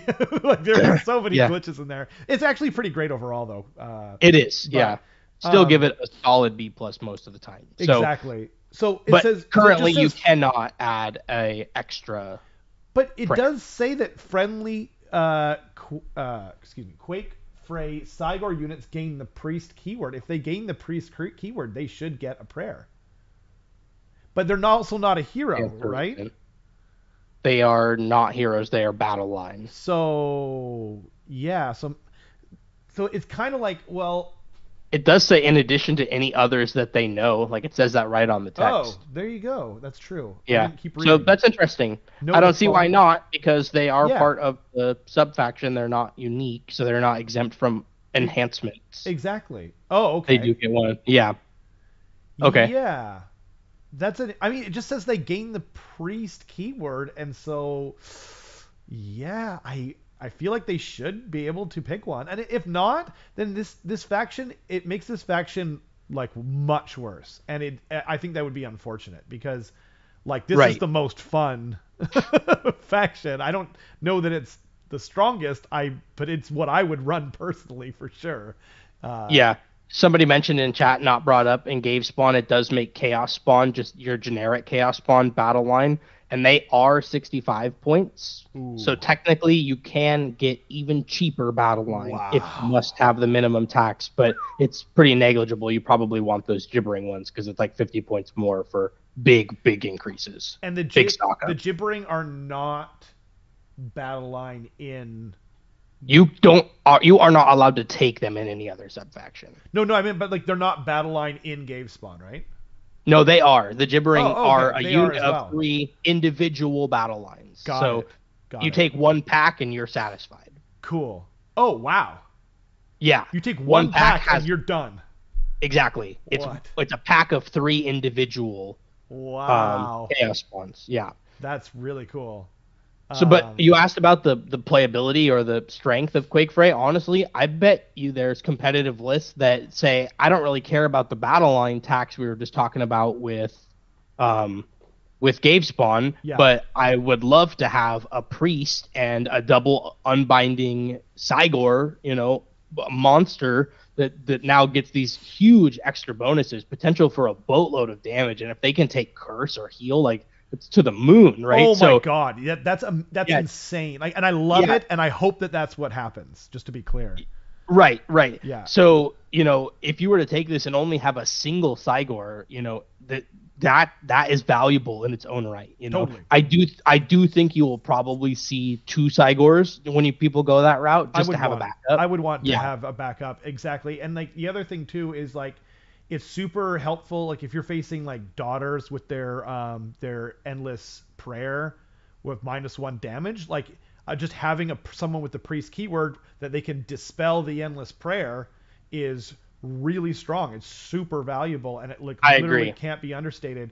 But I do hope that they can get access to selecting prayers, because like remember, the Screaming Bell it gets the priest keyword or whatever, and then they literally said, no, you can't select a prayer for it, and that was extremely disappointing. I actually don't think that was intended, like when they built the book, but then the FAQ team, sometimes they go their own way with it, and so I really, really hope that they keep the Cygors being battle line. I want to see more of them. They're one of the cooler models in the range right now. Right, and they're 210 points for the Cygor in particular.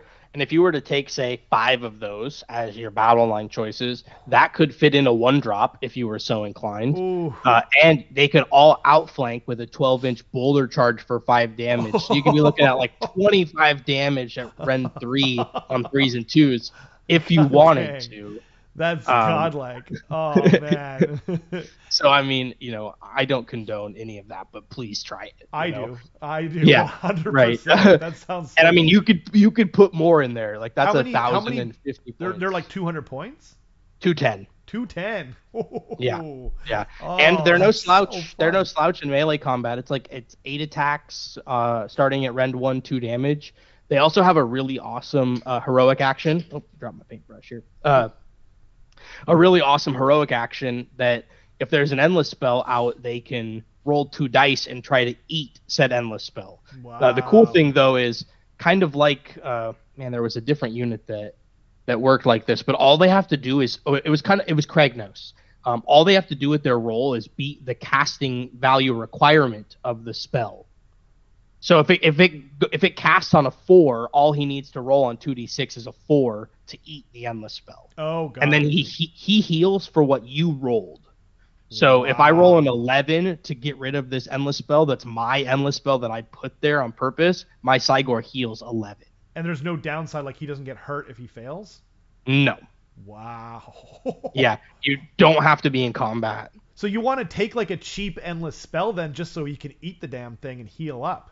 Yeah, and you've got a perfect one in the Dirge Horn or Doom Horn, whatever it's called, because you want to kind of move that around because it's going to dole out a -1 to wound aura, and it's like 30 points.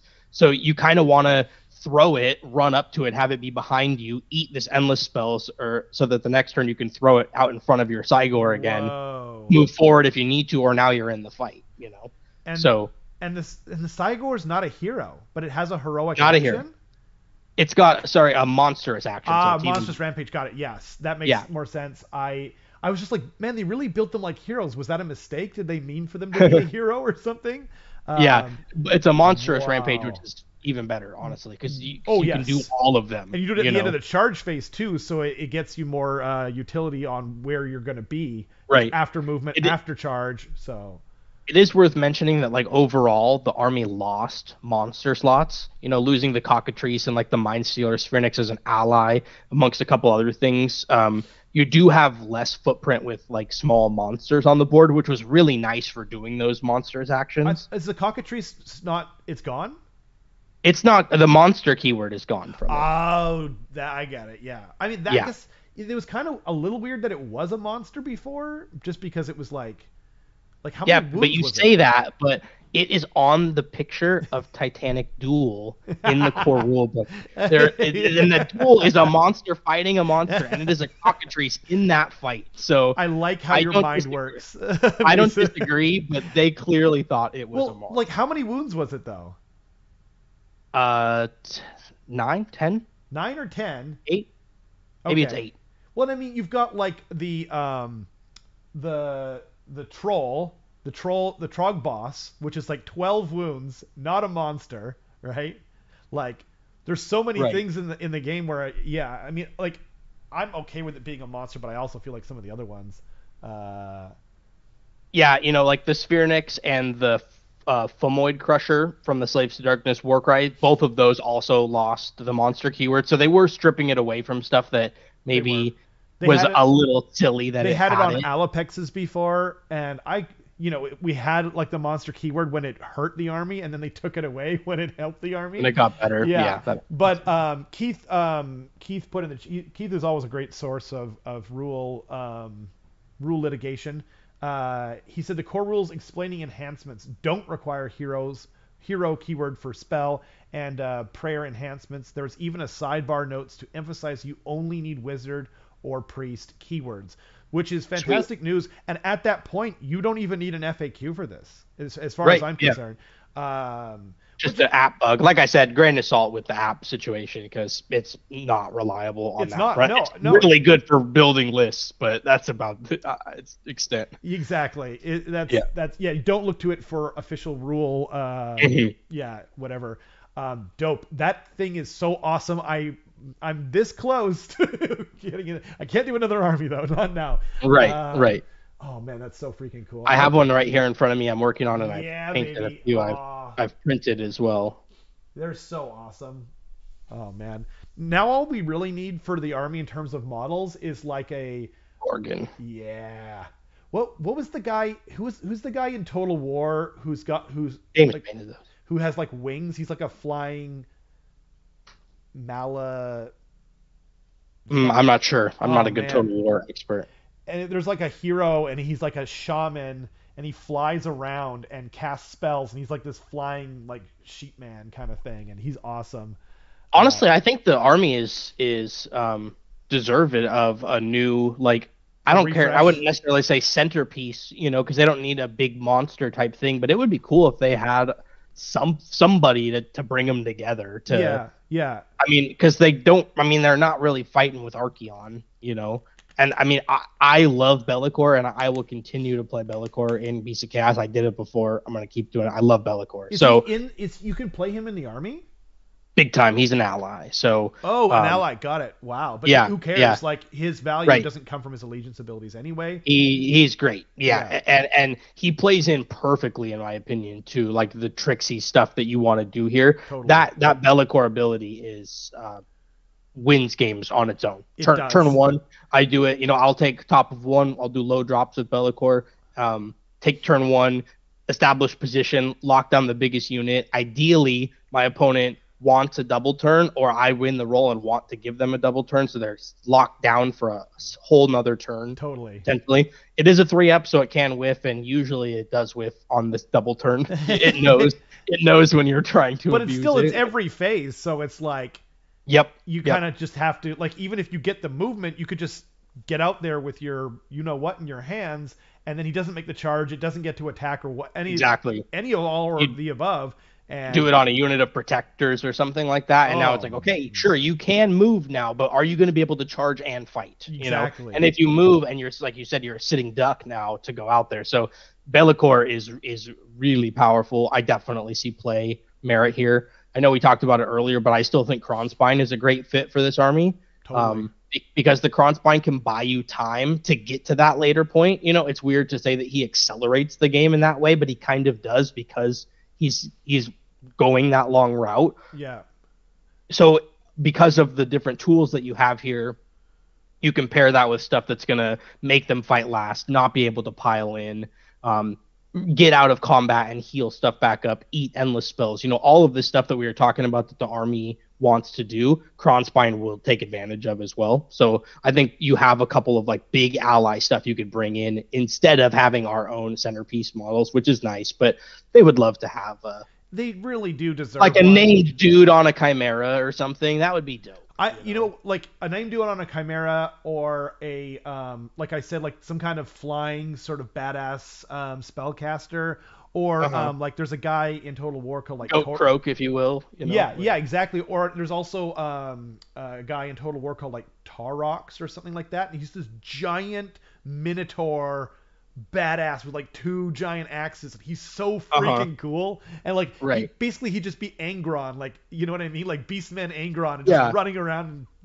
smashing things to pieces. Well, they gave incorrectly, I think, the Gorgon the bull herd or the bull gore keyword, so he like fits in with the Doom Bulls, but I think they could actually make them their own big guy because he looks closer to Bray Herd, like goat like to me. Yeah maybe Pamela asked, is Furnished by Rage the one where GZ comes back? Oh, I think you're talking about the Galatian veteran. So the GV is fueled with Gurish Rage is the aspect of the champion where they come back. Yeah, I think that's your question, Pamela.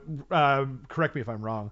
It's fueled by Gurish Rage. Yeah. And it's worth noting, even though it's not the topic at hand, that is considered a ward save now. So if my attacks ignored ward save, you would not get that bonus. What?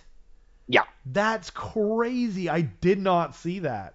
So yeah, they FAQ'd that this is a ward. So if you also have a ward, you don't get to check and then do this. What? Wait, so if you have a ward, like my Necromancer rolls his 6 up, which he's obviously going to fail, right? Mm-hmm. And then if I roll my wards, I don't get to pop back up on a 3?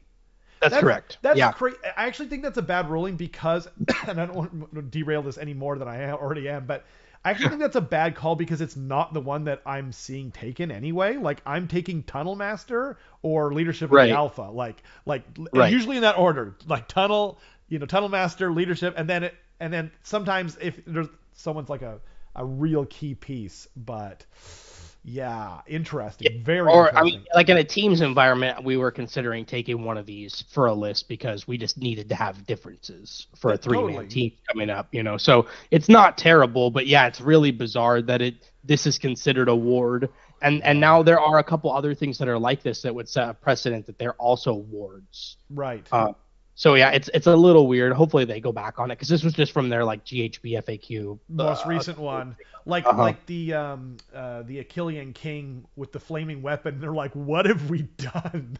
Right. Reverse. Sorry everyone. You know, ding in the teeth. Right. Anyway. Yes. So grand strategies. We can maybe touch on this super quick. Is there anyone here that you like in particular? I like to protect the Herdstone still because they changed it so much. You know, the Herdstone really is kind of a sit and forget type piece. There's really no reason why you can't put it as far tucked back as possible. And I was talking with somebody about this today, I think, and I was saying there's really no reason not to just throw it in the backfield. And if your opponent really wants to send a monster over their way to the back, they're either so far out of position that it can't be that beneficial, or they're just going to ignore it, which is kind of what you're going for. So to protect the Herdstone is a fine one. That's the only one that I really like. To be honest, I didn't read it until just now, but I think it's a great one. Like the Aina Deepkin boat it's kind of bad now unless you're running a lot of thralls, and so I actually just use it to use for my grand strategy, the same as this. It's the exact same thing. I literally put it in the corner, don't put anything near it, and then if they want to go and try and turn it off, hey, you know, you go boy, or whatever. Right.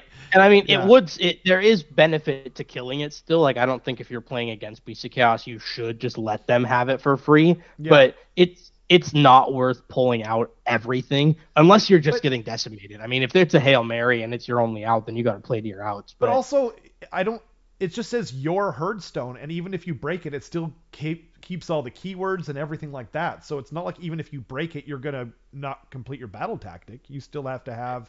I think the battle tactic like specifically says that you can't have somebody with a 9 with it, and it can't be affected by a rule that says it can't use the scenery rules on its war scroll. Sorry, I didn't get that. So far. It's written in such a way that it doesn't matter if it's one of their war scroll abilities or a monster action. I think that's a good idea. Like, I think that's the correct call, but I was just getting away on technicality, I suppose. Yeah. Cool. And as far as battle tactics go, they have a couple that are pretty good. Like, just get guys in cover is an easy one that it has. It's pretty simple. So if you're doing like Dark Walkers, it can be ridiculously easy to get that one. No kidding. Or you just deep strike them into cover as long as they're within 9 inches of the board? Yep. It could be one of the first ones you do. And I mean, I don't want to bring this up, but it is a thing that people should think about. If you are playing player-placed terrain, that's something to look out for. That's something to think about. Absolutely, yeah. And I would also like to interject there that it's not terrible or malicious if your opponent gets to set up, if they're a Beast of Chaos player and they set up terrain, right? Like that is part of the advantage of this, right? So you need to just make sure you're keeping track of where that stuff lies and counter picking. Sometimes giving them a buff, an arcane terrain to make sure they don't have easy targets for some of this stuff could be extremely worthwhile trade or sacrifice depending on how you look at it. So absolutely. It's fair play, but yeah, they care a lot about the terrain. So and a lot of like most of the tournaments that I know that play player placed terrain. That was a hard thing to say. It was a lot of fees. Yeah, they're usually 40K, and it's usually the most competitive, like fair sort of rule set is when they are playing player placed terrain, so that people can protect themselves from being alphaed, and like there's a certain amount of control that you have over your own armies, deployment, making sure that things will work out for you, but. I was actually referring to something for you to keep in mind when you're also, you know what I mean? Like there's a mission right now where you can score 2 battle tactics if you take the bottom of the turn, right? So you could do this, and you could get Desecrate in 1 turn if you don't put your terrain right. And usually with player placed terrain is you place the terrain mostly in your own deployment, and then you put it, you can put X amount in no man's land, and then the persons that are controlling their own thing. So something for people to think about if they are in this situation, I suppose. Yeah. This is definitely a mind game army, and I don't know. I would say like a player's army, but I don't know a better way to say that. But it takes Johnny. It's a big brain gamer's army to really maximize all of the different tools and just know when to use that Swiss Army knife to pull that out. For sure, and like I said, it is going to be a mentally taxing army to play, but rewarding. It looks really fun. Another one of the easy battle tactics they have is just something needs to die to impact charges in the charge phase. So, let me read. Okay, you complete this tactic if any enemy units are destroyed this turn by mortal wounds allocated in your charge phase. So I just wanted to clarify because I was pretty sure it was right. That includes with like a monstrous action stomp at the end of that phase. So if you need to, you can sneak in like a stomp. It's a mortal wound in the charge phase. Complete this tactic if any enemy units are destroyed during this turn by mortal wounds allocated in your charge phase. So it has to be in your charge, but it always is going to be because it's your battle tactic you're choosing anyway. And it just says in your charge phase. You're 100% right there. But the Bulgors do it a really good impact charge. It's a 2-up for everyone in the unit. So if you were running a 9-pack when it charged in, as long as one thing is connected, it'd be 9 dice looking for 2-ups, re-rolling because of the drummer, I believe. Could be the banner, could be the drummer, but you get to re-roll. So I mean, they're basically guaranteed to deal 6 or 9 if you're taking a reinforced or double reinforced unit. What unit is that? That's Bulgors. Bulgors, okay. Yep. And they're probably one of your better hammers in the army. Wow. Bulgors are the Minotaur-looking ones? That's correct. Cool. Yep. Okay. Those they also have like the Cruel Boys rule that's 6s are mortals equal to their damage characteristics. Oh. And they probably have a pretty good damage characteristic, I would imagine. It's pretty good. Okay. It's pretty good, yeah. Wow. And of course, they're still going to take it free 1 and 2 rend as the game goes on if they're alive. But dang.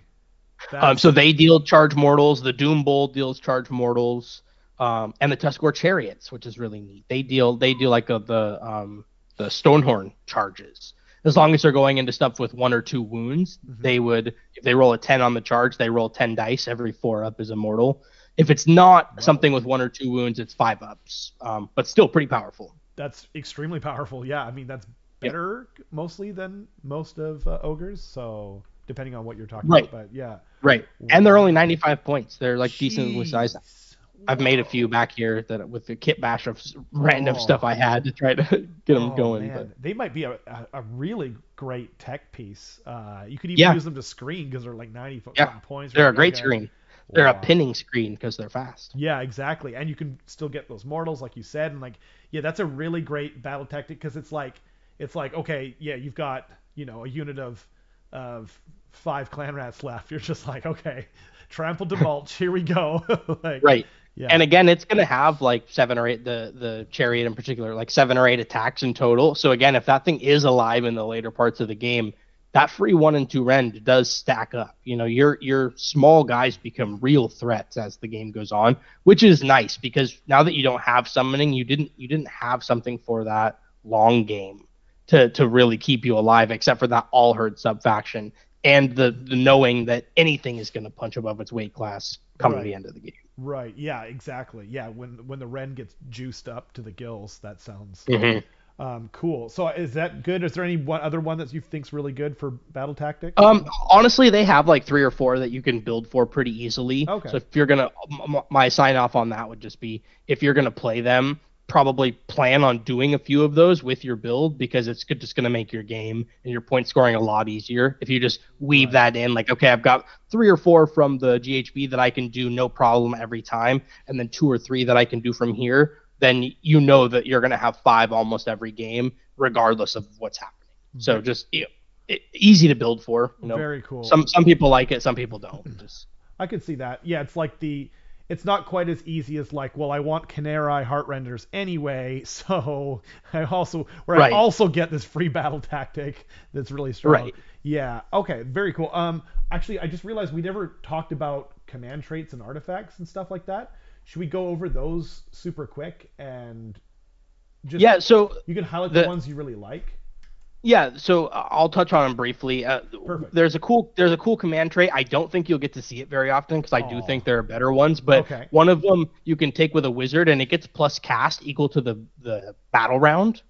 So in turn 2 it's +2 to cast, and round 5 it's +5 to cast. Whoa. So yeah, but you don't really have any busted casters. They're all 1 casters. Again, they're just got weak support heroes for the most part. So there's really not a huge reason to take it. You could take the Arcane Tome with that command trait and kind of do something. If you really dedicate, you've got a fun avenue you can go down if you want. But that one's pretty fun.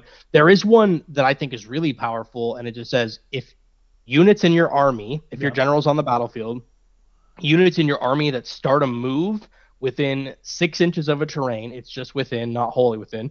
Within 6 inches of a terrain, they add +3 to their movement. Whoa. So your whole army, can have this bonus 3 to their move. Wow. Yeah, and again, when you're talking about player place terrain and things like that, you can basically, some of these bases and these unit sizes, like that's +3 move all game, basically, is what I'm saying. Wow. Yeah, there are niche cases where it won't happen, but for the most part, you have +3 all game. Yeah, you'll want to keep your general alive with that. That's right. Yes, you do. And because, but then, so if you deflect wounds from your general onto a local unit, does that count as a ward save as well? Would that then turn off your 3 up fueled by Gurish Rage? That's interesting. I'm not sure because those wounds can't be negated, and I thought wards were a negation. I'd have to read the nuance. It's kind of an interesting thing because like this is one of those things where you would literally want to keep your general alive at all costs. Maybe not even. Or does he have to be on the battlefield for this? Yes, if he's on the battlefield. If he's on the battlefield, Propagator of Ruin, right? Right. Wow. So yeah, that one is really powerful. And then the other one worth noting, which is really good, says after deployment, you can pick something that you set up in reserve, and you can set them up outside of 7 inches anywhere on the battlefield, outside of 7 of an enemy. Like the Stormcast one. Exactly. It is only once per game and 1 unit only, but you get to decide after deployment and after you've set everything up. Well, then so it's if also for whatever 6 reason inch you charge. had a couple of Right. So if you had a couple of choices though, like maybe like a 30-man pack of gore and 6 bull gore and a Gorgon, right? You can kind of decide post-deployment what's going to work best for that. Usually you build with something in mind, but if you were put in that scenario, you've got options, which is great. The book is all about options, you know. So yeah, 7-inch 1 is perfect for your big hammer, like Stark said. Again, we were talking about those 9 bull gore looking to do charge mortals on 6s, right? They get +1 to run and charge from their banner. They get +1 when they're set up. So the 7 inches out turns into a 5-inch charge. Rerollable if you have a command point. Yes. Yeah. And I was actually going to bring that up, but you got there first. Yeah. So that one's called Quake Fray Reveler. I said Propagator of Ruin. That's you can do 2 heroic actions essentially. Yeah, that one's pretty good. So it says that you can do a second one from the table and not take the damage for it. Because it is worth noting that when you take the damage before the thing goes off, so if it would kill you off board, the effect is not happening. Right. So being able to like do this and dole out damage and then do a second one free of charge is decent. Yep. But the competition between like your whole army basically gets +3 move and an alpha potential with that 7-inch drop, and even that casting one, you know, like they're all pretty good. But yeah, the movement and the 7-inch. You could like theoretically, so you could set them up if you take the bottom of the turn, because you likely want to be able to control stuff, like you said.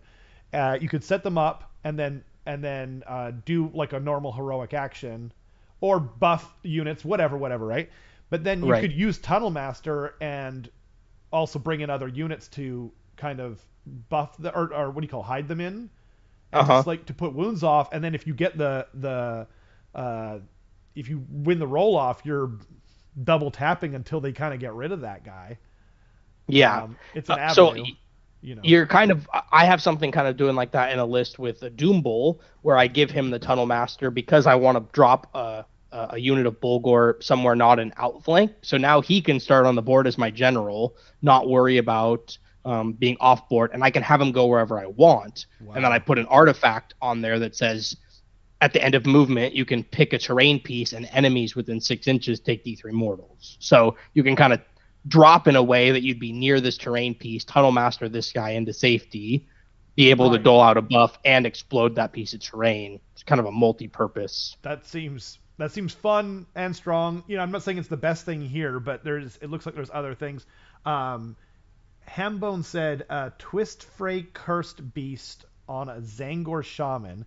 Have him use his Sorcery's Elixir on turn 3 to cast Purple Sun, and he's now casting +6. Just don't roll Snake Eyes. Yeah. Dang. I mean, you're asking a lot for a late game Purple Sun, but I'm here to support you still. Yeah, 100%. Yeah. I love it. Yeah. Yeah, I mean, even if you maybe you could give him. Oh, these are artifacts. So yeah, you could give him Master of Magic for the reroll, and then he's already kind of, you're getting something out of it. Like you could potentially toss out Purple Sun or something like that early game, and Purple Sun is, you know, a 9. You need to get a 9 so it's not easy for a lot of armies to get rid of that thing. Yeah. Thankfully, this book has pretty decent command traits and artifacts, though, so you're not in a team's environment. It's a great book to have because they have power and they don't need the universal stuff. Totally. And you don't feel obligated to take that stuff. I mean, Arcane Tome and Master of Magic are really good, but the stuff in the book is great. There's a trumpet you can take in as an artifact for us that lets you bring in a unit of 10 Ungor Raiders or Gore. So oftentimes you see people go towards the Gore because they're the most bang for your buck, really. Yeah. And you just get a free unit of 10 of them on a 2-up. They come in on the outflank positions we've talked about, and on a 1 that you still get them, but on the next turn's movement. So it is delayed if you do get a 1, but it's not a complete whiff. Their watch was broken and they just didn't quite get there in time. Exactly. So another artifact they have is really good. It says on the charge, on a 2-up, that unit has always strikes last. So you can pair that with the Doom Bull that can charge out of sequence. He can charge at the beginning of your opponent's charge phase. So you could, or at the beginning of combat rather. So you could have him run into something and then on a 2-up apply the always strikes last out of sequence. or out of expectation usually. And that happens in your opponent's like turn. Well, at the start a combat. Every combat, the Bulgor can issue a command to himself or a Gorgon or Bulgor units, and they can charge in combat. Wow. Yeah. Wow. So it is either combat. Yeah. Wow, that's really cool. How many wounds is that hero? The Doom Bull? Yeah. I think he's 8 points, but let's double check. Or 8 wounds? Yeah. 8 wounds, yeah. Okay. He's 160 points. 8 wounds on a 4-up, yeah. 4-up. And he does D3 mortals on impact as well, and he's got the damage, or 6s are that also helps with your battle tactic if you're trying to go for the Right, yeah, that's why he gets to take Tunnel Master. He's a great champion. So wow. Awesome. Okay. Is that are we good for artifacts? Yeah, okay. I think those are the ones you want to look to first. But honestly, they're all pretty cool. So that's awesome. I love to see that. Like I love to see the opposite of Cruel Boys, where you have a few things to select from, not right. Like everything is once per game. Okay. Spell lore. Which honestly, to sum it up, really, really powerful spells. Okay. Short ranges, and again, casters that want to hang back. So you're not seeing them too often. Totally. But you've got some spells that can buff your own monsters, like give them a +1 to attack profile, which is really good for something like Chimera that's got 4 or 5 attack profiles. You could buff each one of those by 1. So there's some play there. You've got a way to another really powerful one. You can put on an enemy unit and then melee attacks deal +1 damage to that unit. Whoa, good old bounty hunters. Yeah. Making a comeback. Yeah, exactly. Ooh. But it's a 12-inch range, I believe. Okay. So that one becomes tougher to cast. But again, you can outflank and set it up. So if you get a double, you could be in position to potentially do something like that. Right. You've got another spell that can make it so they can't pile in, which I think is really good. I mentioned like pairing something like that with like Kronspine or some of those gore units, so your opponent can't get much hitting in. Yep. You just tag the edge, and then they get like right. one, right. Same with those like gibbering guys, right? Maybe you put 2 or 3 into a unit, and now only 3 or 4 can fight at 1 attack each. It's like, okay, you're not dealing any damage here. No, they're going to be around for a while, and they also lose utility because. Like you said with Kronspine, they won't be able to retreat. Yep. Yeah, there's a bunch of play in there. It's really awesome. Cool. Okay. So yeah, decent spells. They have a couple that can deal damage, and then the Grey Bray Shaman did lose its Devolve spell, which is now the Blood Taunt. It was a spell that he had previously. Oh, okay. Yeah, on his War Scroll. So it went from on his War Scroll to somewhere else? To the Blood Taunt heroic action to move them. Yeah, they took it away from him and put it for all of them can do it. One thing that is, I just will briefly touch on it. It is super worth exploring if points change or somebody proves the majority of the readers and viewers wrong. But Thunderscorn has its own spell lore in this book. And they're all really awesome spells. One of them just says, like, all your Thunderscorn heal D3, and all enemies take a mortal. All enemy units take a mortal wound. So, like, they have some really cool stuff, but there's only one Thunderscorn wizard, and it's a Dragon Ogre Shaggoth. I see. So the problem right now, I'm just from context, I think I understand, is that, like, or I guess I'm extrapolating on it, but, like, I'm guessing that Shaggoth units were like quite strong in the old book, and so GW did that whole thing where they like to rotate what's good, and they just feel like, no, you guys are going to be bad now. Right. I mean, they took stuff away. It is a point thing, yeah. Okay. So they're 275 points now. And they were like 155. So it was a big increase. And they didn't get anything? Thunderscorn. No, I mean, like, he's not terrible, and he retained Monster, which is pretty dope. But he's 10 wounds, which is tough, It's the perfectly bad amount of wounds, yeah. Right, and he's only a single cast wizard with like no buff. So like, yeah, they have all these cool spells, but it's like almost not even warranting having their own spell lore without there being this like Thunderscorn division that's going to be introduced at some point. It's like there's one dude that's got 7 spells that he has got access to in his repertoire that you might take from, and yeah, they're great, but he's just overcosted and it's just not synergizing with it just clashes, I think is a good way to say it, with the rest of the book. So it's a weird place. Super good potential down the road. I think it really is just a points thing. And with a lot of stuff in the book, I know we probably won't have time to talk about a lot of the war scrolls and stuff, but it's all really good stuff and really cool, unique abilities on some of these war scrolls. But a lot of it is just a little pointed a little heavy, you know. Well, and it does have a lot of power and a lot of tricks that we've talked about and stuff. So it's hard to say if that's justified yet or not. But it does feel a little heavy-handed when you were so cheap before. Yeah, absolutely. Yeah, I mean, hopefully they kind of realize. Like, I think the same thing with the gets. Like, there's some stuff that's like too cheap. And then there's other stuff that's like way too expensive. And hopefully they kind of are good about, you know, or maybe better than they have been about just kind of going like, okay, we don't want to make them untakeable.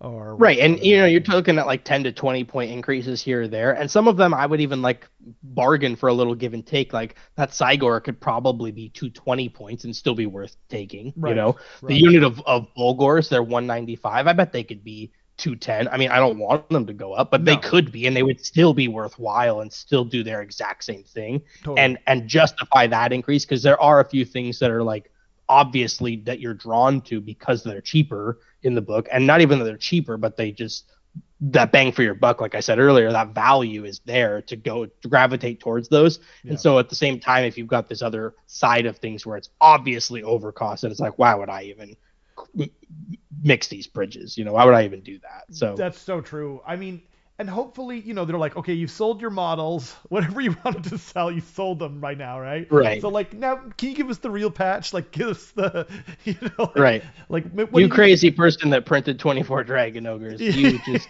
calm down. Yeah. They were 125 points. They are now 225 points. That's crazy, and they didn't get any better. Effectively. Yeah, I mean, in a way, they actually aren't so bad. I think that they do have some sticker shock because of the point increase. I think if you like plug into the damage calculator, they have an ability that says on the charge they auto wound on 6s to hit, which is kind of a cool thing. You've seen that like once or twice before with these new books, but I think on the charge, like point for point, they actually like punch the best. Okay. With a damage increase. They no longer have like a boatload of attack profiles they can take. They just have a singular profile. It's like 5 attacks each, rend 1/2 damage on 3s. But it's not terrible, but man, they went up in points. Yeah, so I know how you feel. Like I remember when the Leviathan came, or when the new IDK book came out, and the Leviathan went from like 330, I want to say, to 500 points, and you're just like, whoa! And it was doing less. You know, in terms of like what it was able to buff and stuff like that, and the benefits you got. So yeah, I was just like, oh man, like it just felt bad more than anything. Like there are uses for Leviathans, and especially they came down 50 points, and you know what I mean. They have access to the special monstrous rampage and all these other things, but it's still just like it just feels bad, I guess, for a little while if you were playing the army beforehand. But hopefully, right. Well, and you know, I did it to be abusive, but if you really wanted to lean into that Thunderscorn identity, you liked those Dragon Ogres, you know, they've basically said like that's not what that is anymore. You know, you're like, I was taking 15 to 21 of those no problem, and now I'm maybe taking 6 or 9. Wow. You know, and that's dedicated. That's like 700. If you take 9 Dragon Ogres right now, that's like 700 points in your army. They're on a 60 mil? 7 units of gore. They're what? They're on a 60 mil? They are on, they're on like the big cav bases. Oh, so they're chunky boys. Wow. Yeah. Like the 92. Yeah, technically the same. Yeah, technically the same as like a Man Crusher. Whoa. Yeah. That's big. Dang. Yeah. That's really cool though. I thought I might have some right nearby, but I don't. No worries. Okay, so why don't we? I've got about half an hour before I need to skedaddle. I probably have less. My wife's probably already mad at me. Okay, no. Well, our thanks to your sacrificing yourself on the altar of the what's it called? What's the Herdstone? There we go. Herdstone, right? Yeah. We appreciate it very much. I mean, the information is really cool, and it's really well thought out because you've had some time to kind of really play. Right. So I did.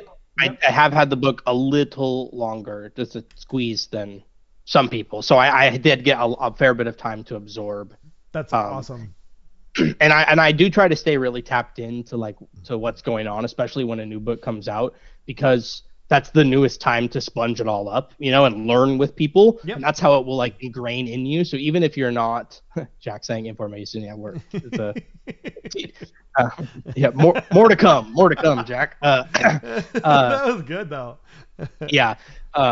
But I like to absorb it and sponge it all in, because that's when people are asking the most questions and looking to break stuff, right? Totally. And so it's usually in that vein that you can engrave that stuff in and know what to look for, and Keith said it, the beast seemed like a shell shock. The rules seem like a shell shock at first, and it does what now? And then you learn how to counter it. And I feel like that's kind of what happened with Puscoils a little bit too. I mean, they have raw value and power, but early on when I was playing those and having success with all the Puscoils, it was just a shock factor. People just had no idea what to do. And I'm like, okay, I'm going to pregame move this whole line. I've deployed on the entire line. I'm going to move them all 8 inches. Then they're going to move 8, and I'm going to charge everything into you. People just did not know how to handle that. No, it's true. And then strong players learned after facing it and going into it. And I don't mean that disingenuously, but people learned how to, okay, I'll just literally back border against you, and then you're in a weird spot, because you've come forward and now you give it away, or so once you learn how to maneuver around those tricks, that's when the army does lose value. But thankfully, in my opinion, Beast of Chaos actually is deep enough that once they figure out the one trick that's been hot, you're gonna hit them with the second round, because they do have so many tricks. I've talked about a lot of different little 300-400 point combos that you could slip in, but you will find, because of the new point increases, that you lose space quickly. Yeah. I would love to play a bunch of Tuscarora Chariots, but they're 95 points, but that does add up quick when I still need some screens and I still need an actual hammer. And so you make sacrifices, It's true. But as you said, the book does appear to be deep enough where it should have a very long shelf life, a la Slaves to Darkness, or, you know what I mean? Like any number of other books that have a good variety of tactical avenues for them to, right, and different units or whatever different portions of the book you can lean into. I could see them getting another Underworld's Warband or Warcry Warband pretty soon here, because they have Gashrok Fellhoof or whatever, and he's decent. He went up a lot of points in the last book. He was almost a no-brainer take because of his basically 20 points more than a Grey Bray Shaman, and he came with some dudes.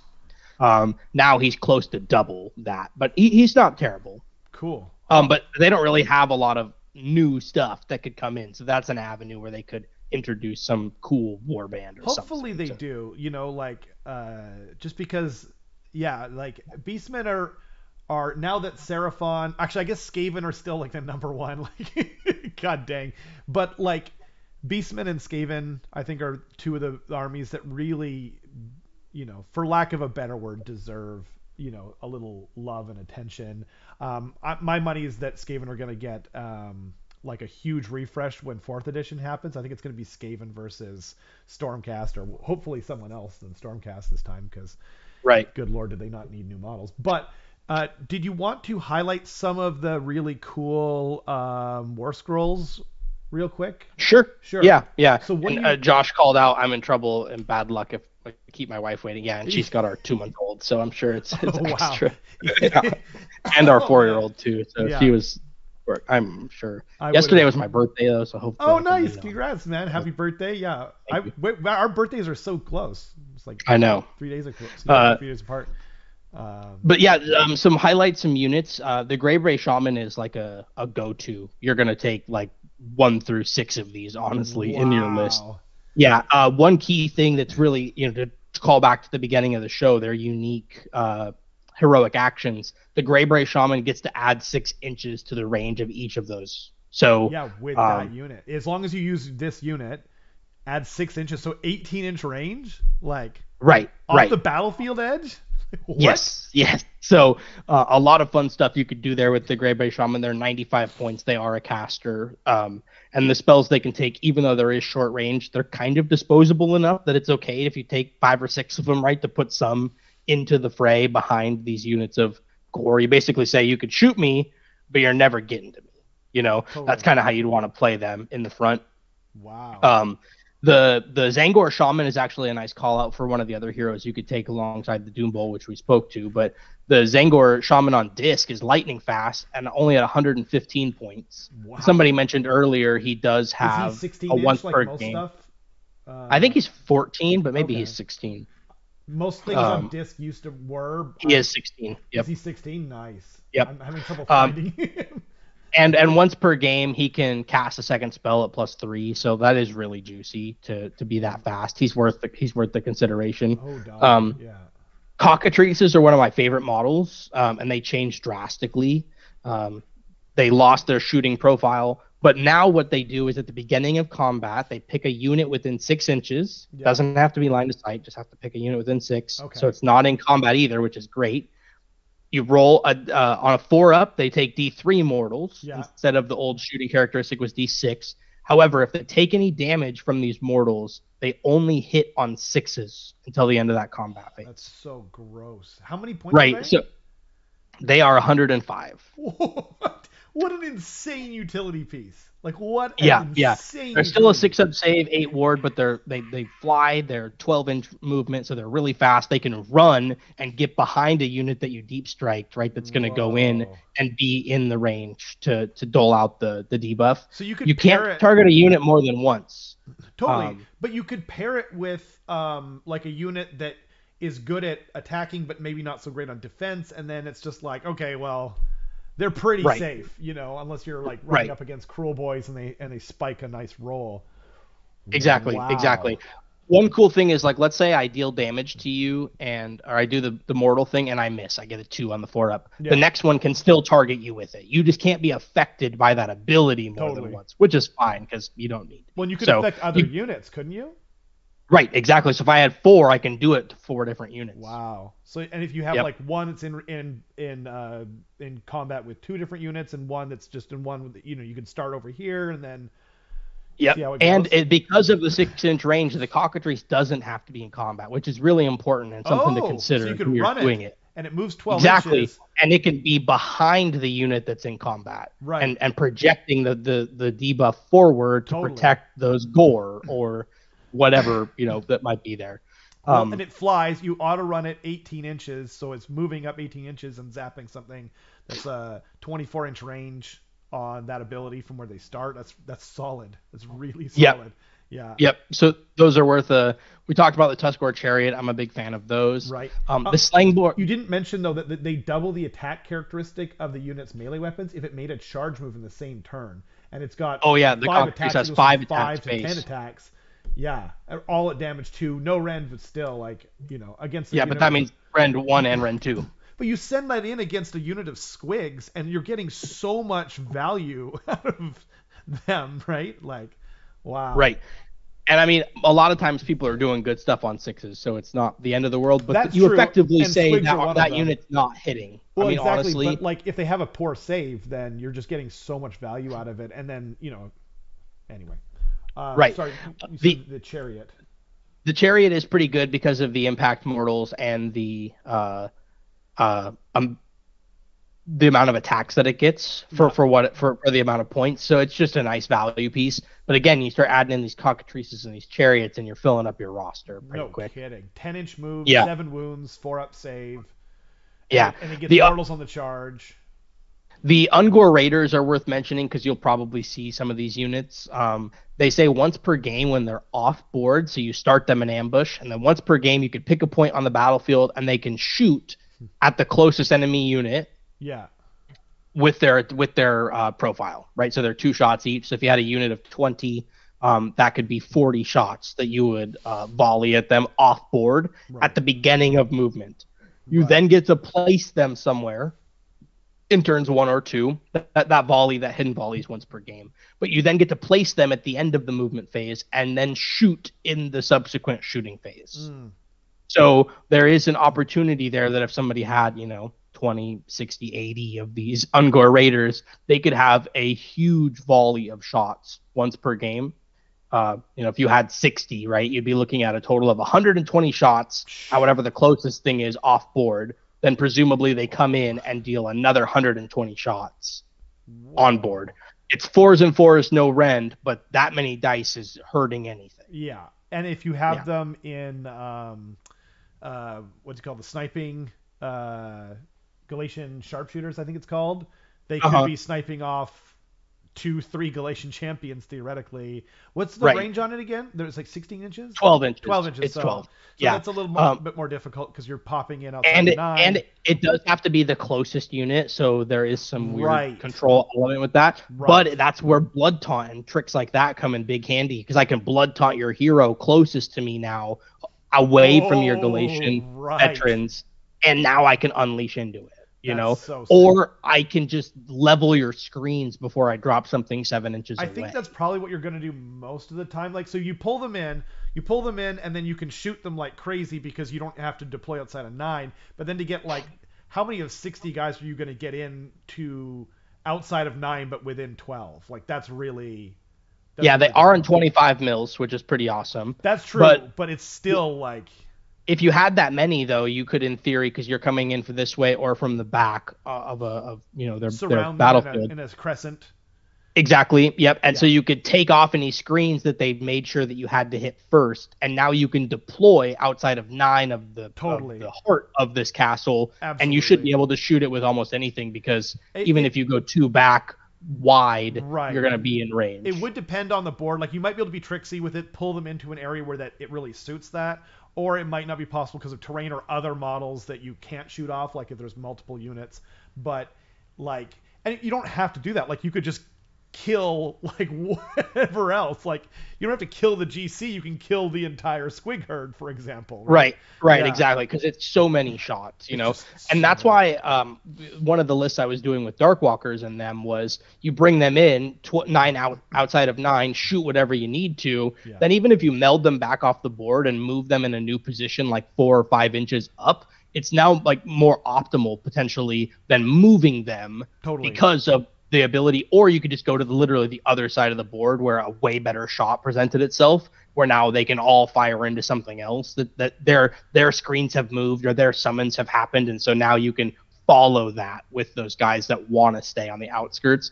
So I think where you see Ungor Raiders shine is in that Darkwalkers sub-faction. Yeah, and then but they're good.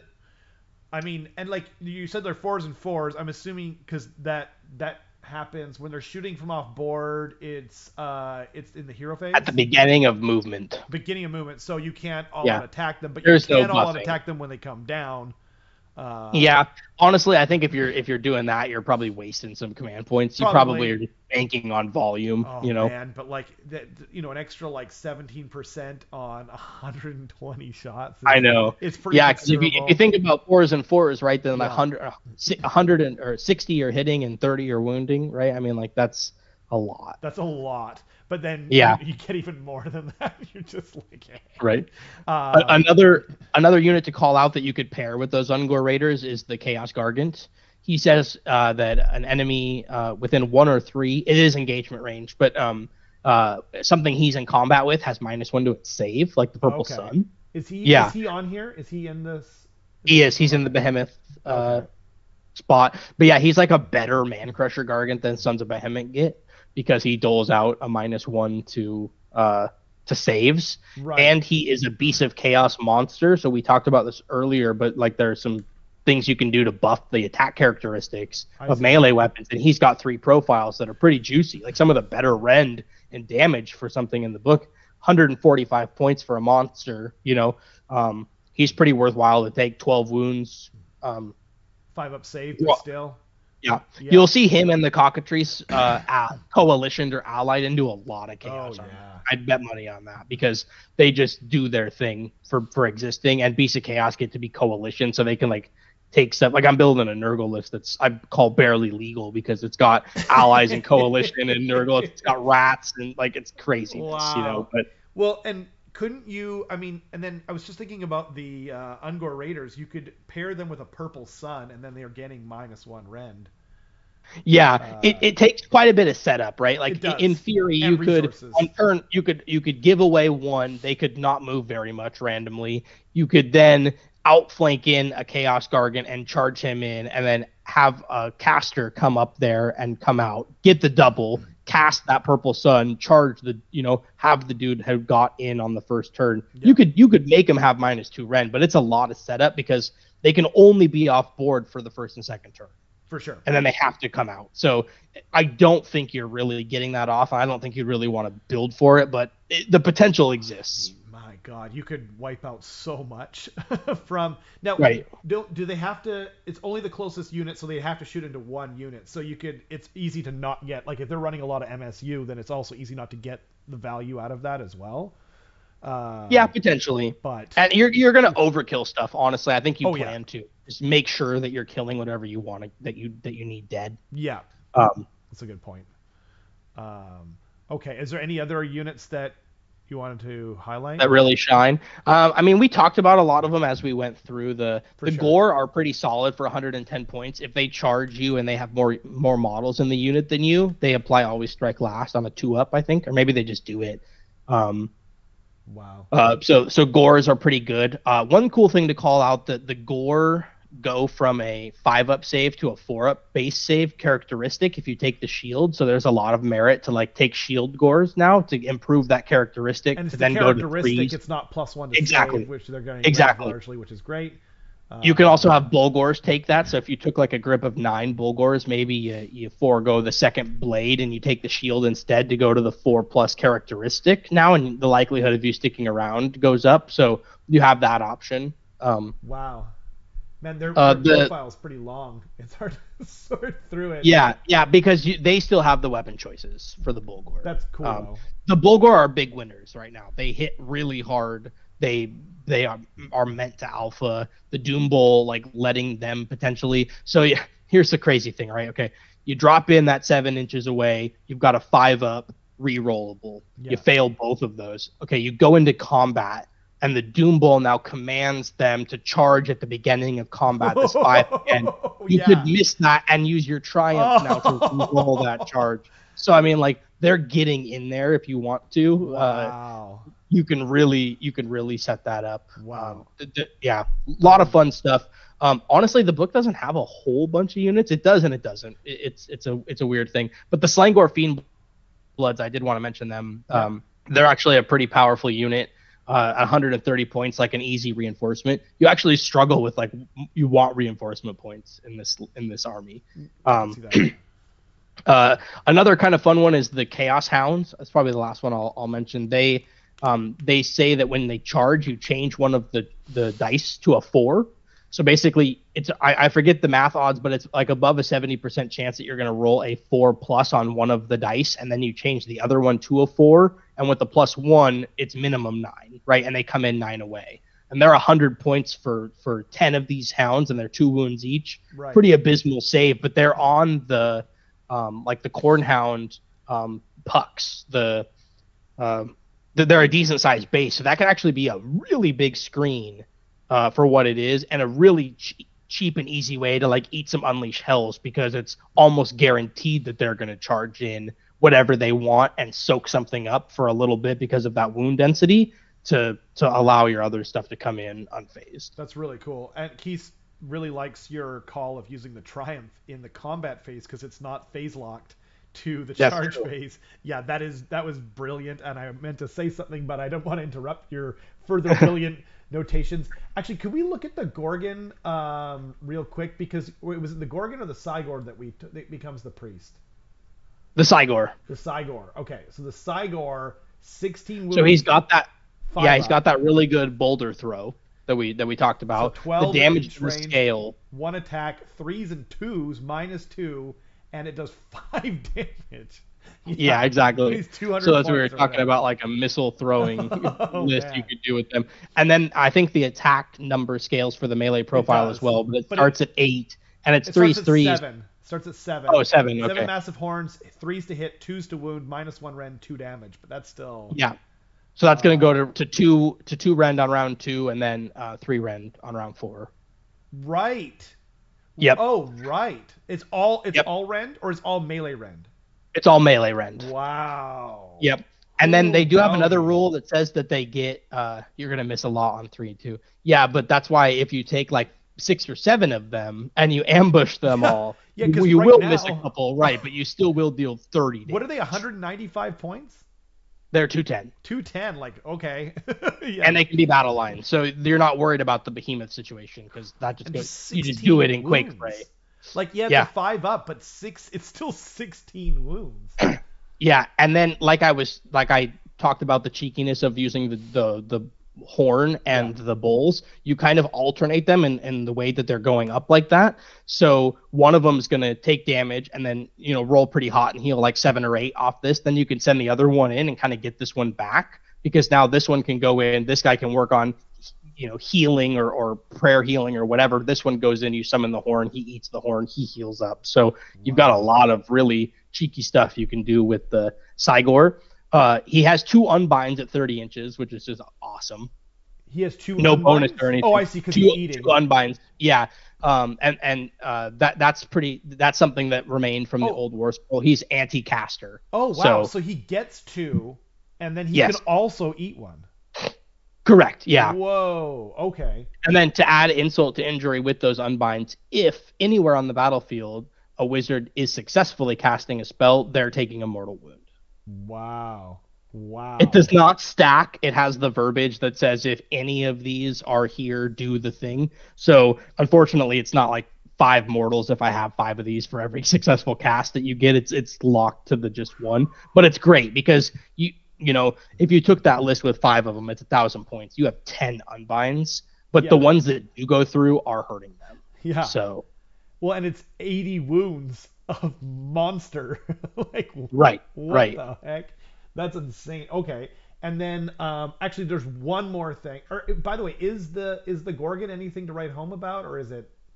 Gorgon's pretty good. Yeah, one thing I mentioned briefly, but he can be used to like be flung in with that Doom Bull because he's got the keyword. So that's kind of nice. You can like charge him in unexpectedly at the beginning of their combat phase. Well, he's got a lot of like high damage. He's 7 attacks and then 3 damage -1 rend, but wounding on 2, which is great, but and hitting on 4s, right? which is bad. Yeah. So they did that for balance reasons, I'm sure.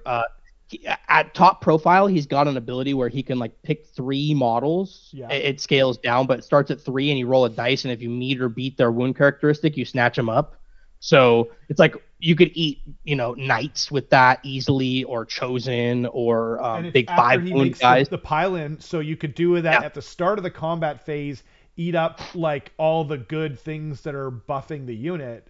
And then, that's really cool. Okay. Yep, you can break coherency with it as well, so it's pretty powerful. And he also he heals as well. He buffs his own rend with his special monstrous action. Right. Buffs his own rend, and when he kills stuff, he heals. Well, and you could take out 3 squig herders. Like most of the time, you're getting 3 squig herders and they're just gone.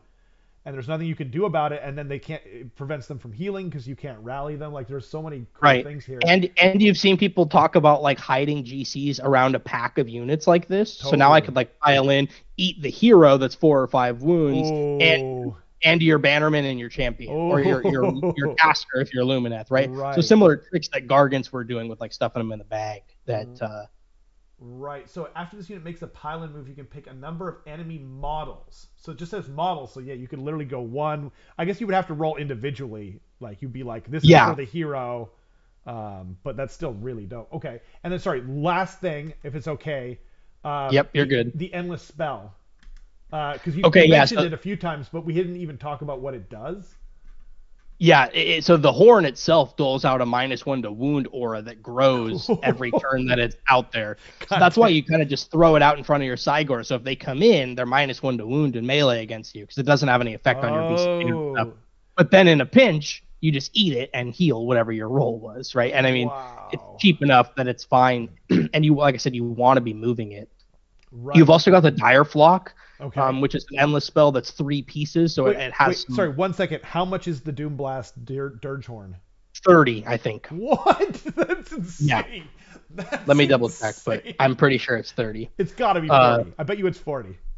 It could be. I haven't seen anything that's that's anywhere near on that scale of utility at 30 points. So. Okay, let's see here. Actually, I guess I could scroll down. Dirge Horn is 30 points. Is 30 points? What? That's absolutely insane. Then the Raven Flock is 40 points. It's 3 pieces, kind of like the chains or the shackles, and it stops rally and inspiring presence within the range. Whoa. Okay. Yeah, and it moves around and so it says flies. Wow. Yep. So models within 6 of any of the pieces can't rally or inspiring presence. Whoa. As well, anytime a model issues a command within 6 inches of it on a 5-up, the command has no effect and the point is spent. That's insane. It's pretty good. Yeah, they've got to stay close together, but they have a pretty decent range. Pretty easy to dispel because it's a low cast, but it's something they have to deal with. But you're talking like about an 8-inch, like line. Theoretically. Yeah. And then you're going 6 inches out from there. Like that's how many and you probably they're 40 points. 40 points. Like, yeah. And you're probably like angling it in like a weird triangle position to get maximum. You could do that depending on, or you could be getting like the whole front of like several different units, like depending on what their units look like. God dang. Yeah. And you can do it to like stop the redeploy, which is really nice. Yep. On a 5-up, if they go to issue that, it just doesn't happen and they lose the CP. Wow. So now it's like, do they even try? Because that's a pretty, it's pretty good odds that it's not going to happen. 33. Jeez. The last endless spell, of course, the bowl is really, really good. The Wildfire Taurus, I know they're all the Taurus though, 70 points. Okay. It flies across the board. It moves really far. Anything that it goes across, I want to say it's like a 2-up. It takes D3 mortals. Yep. Yeah. Anything it passes across 2-up D3 mortals, as well as anything that it goes across or within 1 inch, you can make fight last. It doesn't have any effect on Beast of Chaos units. On a 2-up, that unit suffers D3 mortal wounds. In addition, the strike last effect applies to units within 3 inches of this endless spell. Yeah. So you can hit a bunch of stuff with strike last. Yep. You can throw it in there, right? You can run over 4 or 5 things, deal a bunch of D3 mortals along the way, and then just park there, and all of that stuff has fight last. These might be like the best trio of endless spells in the game. Like right. And again, we talked about they have some really cool caster heavy stuff that they could lean into. They just don't have casters to support it. Like their guys are small, weak, they're hurting themselves for heroic actions. So like you're inclined to go for this Dragon Ogre Shaggoth, who's a 10 wound monster dude that can heal himself. But again, he's just really expensive. He's expensive, and he doesn't have any plus to cast, or maybe he can with that. What is it? Command trait or artifact? A command trait. Yeah. The Twist Fray something. Right. Huh. Can he? And he can get that. Hey. He can take that. Yeah. Okay. I mean, So you could take Arcane Tome and that, and he'd be a 2-cast wizard, getting bonuses, right? That you could make some magic happen. Yeah, you really could. And honestly, like when the Skaven book first came out, and I was seeing like the Deceiver, I was going, the Deceiver is not worth it now. But when you add in the artifacts and command traits, he becomes really good. So I can see this. I can see this being the case as well. Maybe there's play even now with the Shaggoth. We'll see. Seems like you said probably need a little bit of a point adjustment, but maybe not. Just a little. Yeah, maybe just a little. Although the Deceiver went up, and I thought he was too expensive, but then when we started like getting those really juicy combos off, it was like the opposite. But wow, he's gross with the Warbringer to deliver the like immovable object that you can build that defensive Warbringer. I really like both of them. Yeah, I didn't quite finish mine getting painted because I was like, someone's got to play Gits on this channel, so yeah. I have fallen in love with Skaven. I mean, Beast of Chaos is a fun tricksy book, but Skaven is a rabbit hole of torture and awesomeness. Yeah. And flavor. Actually, I guess I should gush on them once again. I met some people at the store on, I forget what it was. I think it was Saturday, and they said I was picking up Vince's new Pro Acryl set of paints. And they were like, have you tried Pro Acryl? And I was like, they are my favorite paint line, right? And then I was just, and they were like asking me what I painted. I was like, oh, my main thing is Skaven. And then they're like, Skaven? You like Skaven? I'm like, yes. And I pulled out my Skaven wallet, and then I happened to be wearing a hoodie that I made with the Skaven like Grey Seer symbol and like the Skaven Council of 13 symbol on the back. Like I literally made it with my brother, and they're like, where did you get that? I was like, I made it actually. Anyway, yeah, like I have. There's no army that I love more. They're just so funny and flavorful, and yeah, I love everything about them except for some of how old the models are. But But like this Beast book, man, wow! Like I think this book is fantastic. I unfairly judged it off the cuff. I'll admit that it was a big shock difference, you know. But as you unpack everything and as you put it all together, if you've got that tactician mind and you want to do that control element, it is powerful. You know, of course, it remains to be seen how it will do in the meta, but I have high hopes for it. I think that's great. I think that's great that you said that because like, and it's our natural tendency. Like I'm in almost all the Facebook groups, if not all the Facebook groups, because I post my battle reports and do stuff like that on there, and you know what I mean, and participate in multiple communities of armies that I don't even own. And I remember when the Maggotkin book came out, like it was all complaining all the time for the first like I don't know how many months, and then like people were like, people got dumpstered by the army. Well, I actually started before that actually happened. I saw, and before Matthias got a hold of it and kind of was working some magic over there, and other people obviously as well. I started seeing like people going like, "Hey guys, I think this book might not be garbage as we originally thought." It was so funny. And then like fast forward a month later, and there's all these tournaments getting won by it. But it's really hard, like you know. I'm very much a person that needs to try things out. Like I looked at, when the Gits book came out, and I was like, I think trolls and squigs, like I really think maybe squigs are the best thing, but not sure. And, trolls are obviously a certain amount good, but they're slower. And, you're kind of going through it, and then you play with them and you try out some things and you're just like, yeah, this, either this was way better than I thought or not as good as I thought, or maybe it is what you thought. But yeah, I think that's a great point to make. Whenever a book is brand new, we got to kind of wait and see and really just go to it with a good attitude. And, like you obviously did, and you figured out a lot of amazing combos. And thank you so much for sharing this fantastic info. It was I had a blast, Mason. Thank you for coming on. Yeah, of course, my pleasure. I love it. I'm always happy to share my wisdom. If you can find me, I'm pretty easy to locate. But any questions you guys have, I'm happy to help with any armies, anything you want. I'm a part of rerolling ones on a couple of the battle reports and stuff, and I'm trying to get more back into it. But I had a kid a couple months ago, so I've been on hiatus. This is my first emergence into. I get that. Yeah, my son just turned 11 not so long ago, but. You never forget those days. Right. I know David hounded me. He said, when are we going to play again? I would love to play. I'll get in touch with you. It's tough. It's tough to convince her to let me even come down here on a weeknight and do this. I'm at the house, let alone get away for 4 hours or whatever to play. Absolutely. But I'd love to. I want to play.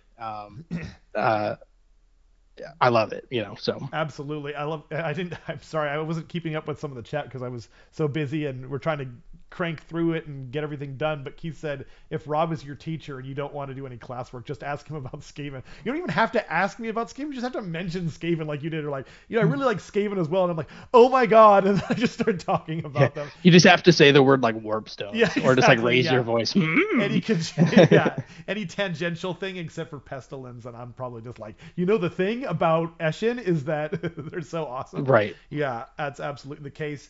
Maybe take a picture for us, Mason, later on if you're blood on your own herdstone. Right. Your wife there with not dagger. Actually, we should be talking about it. Thank you so much for coming on. It was so fantastic. I had a blast as always. I really like doing these things. We've been very lucky with all our guests. Just dropping some real truth bombs. I was hoping that Roman could be on here and be a better foil, but hopefully I asked some decent questions and managed to, not derail the conversation too many times. No, it was great. Thanks for having me. Yeah, thank you again. Thanks to everyone for watching as well. And we'll see you guys next time. Bye. Peace out.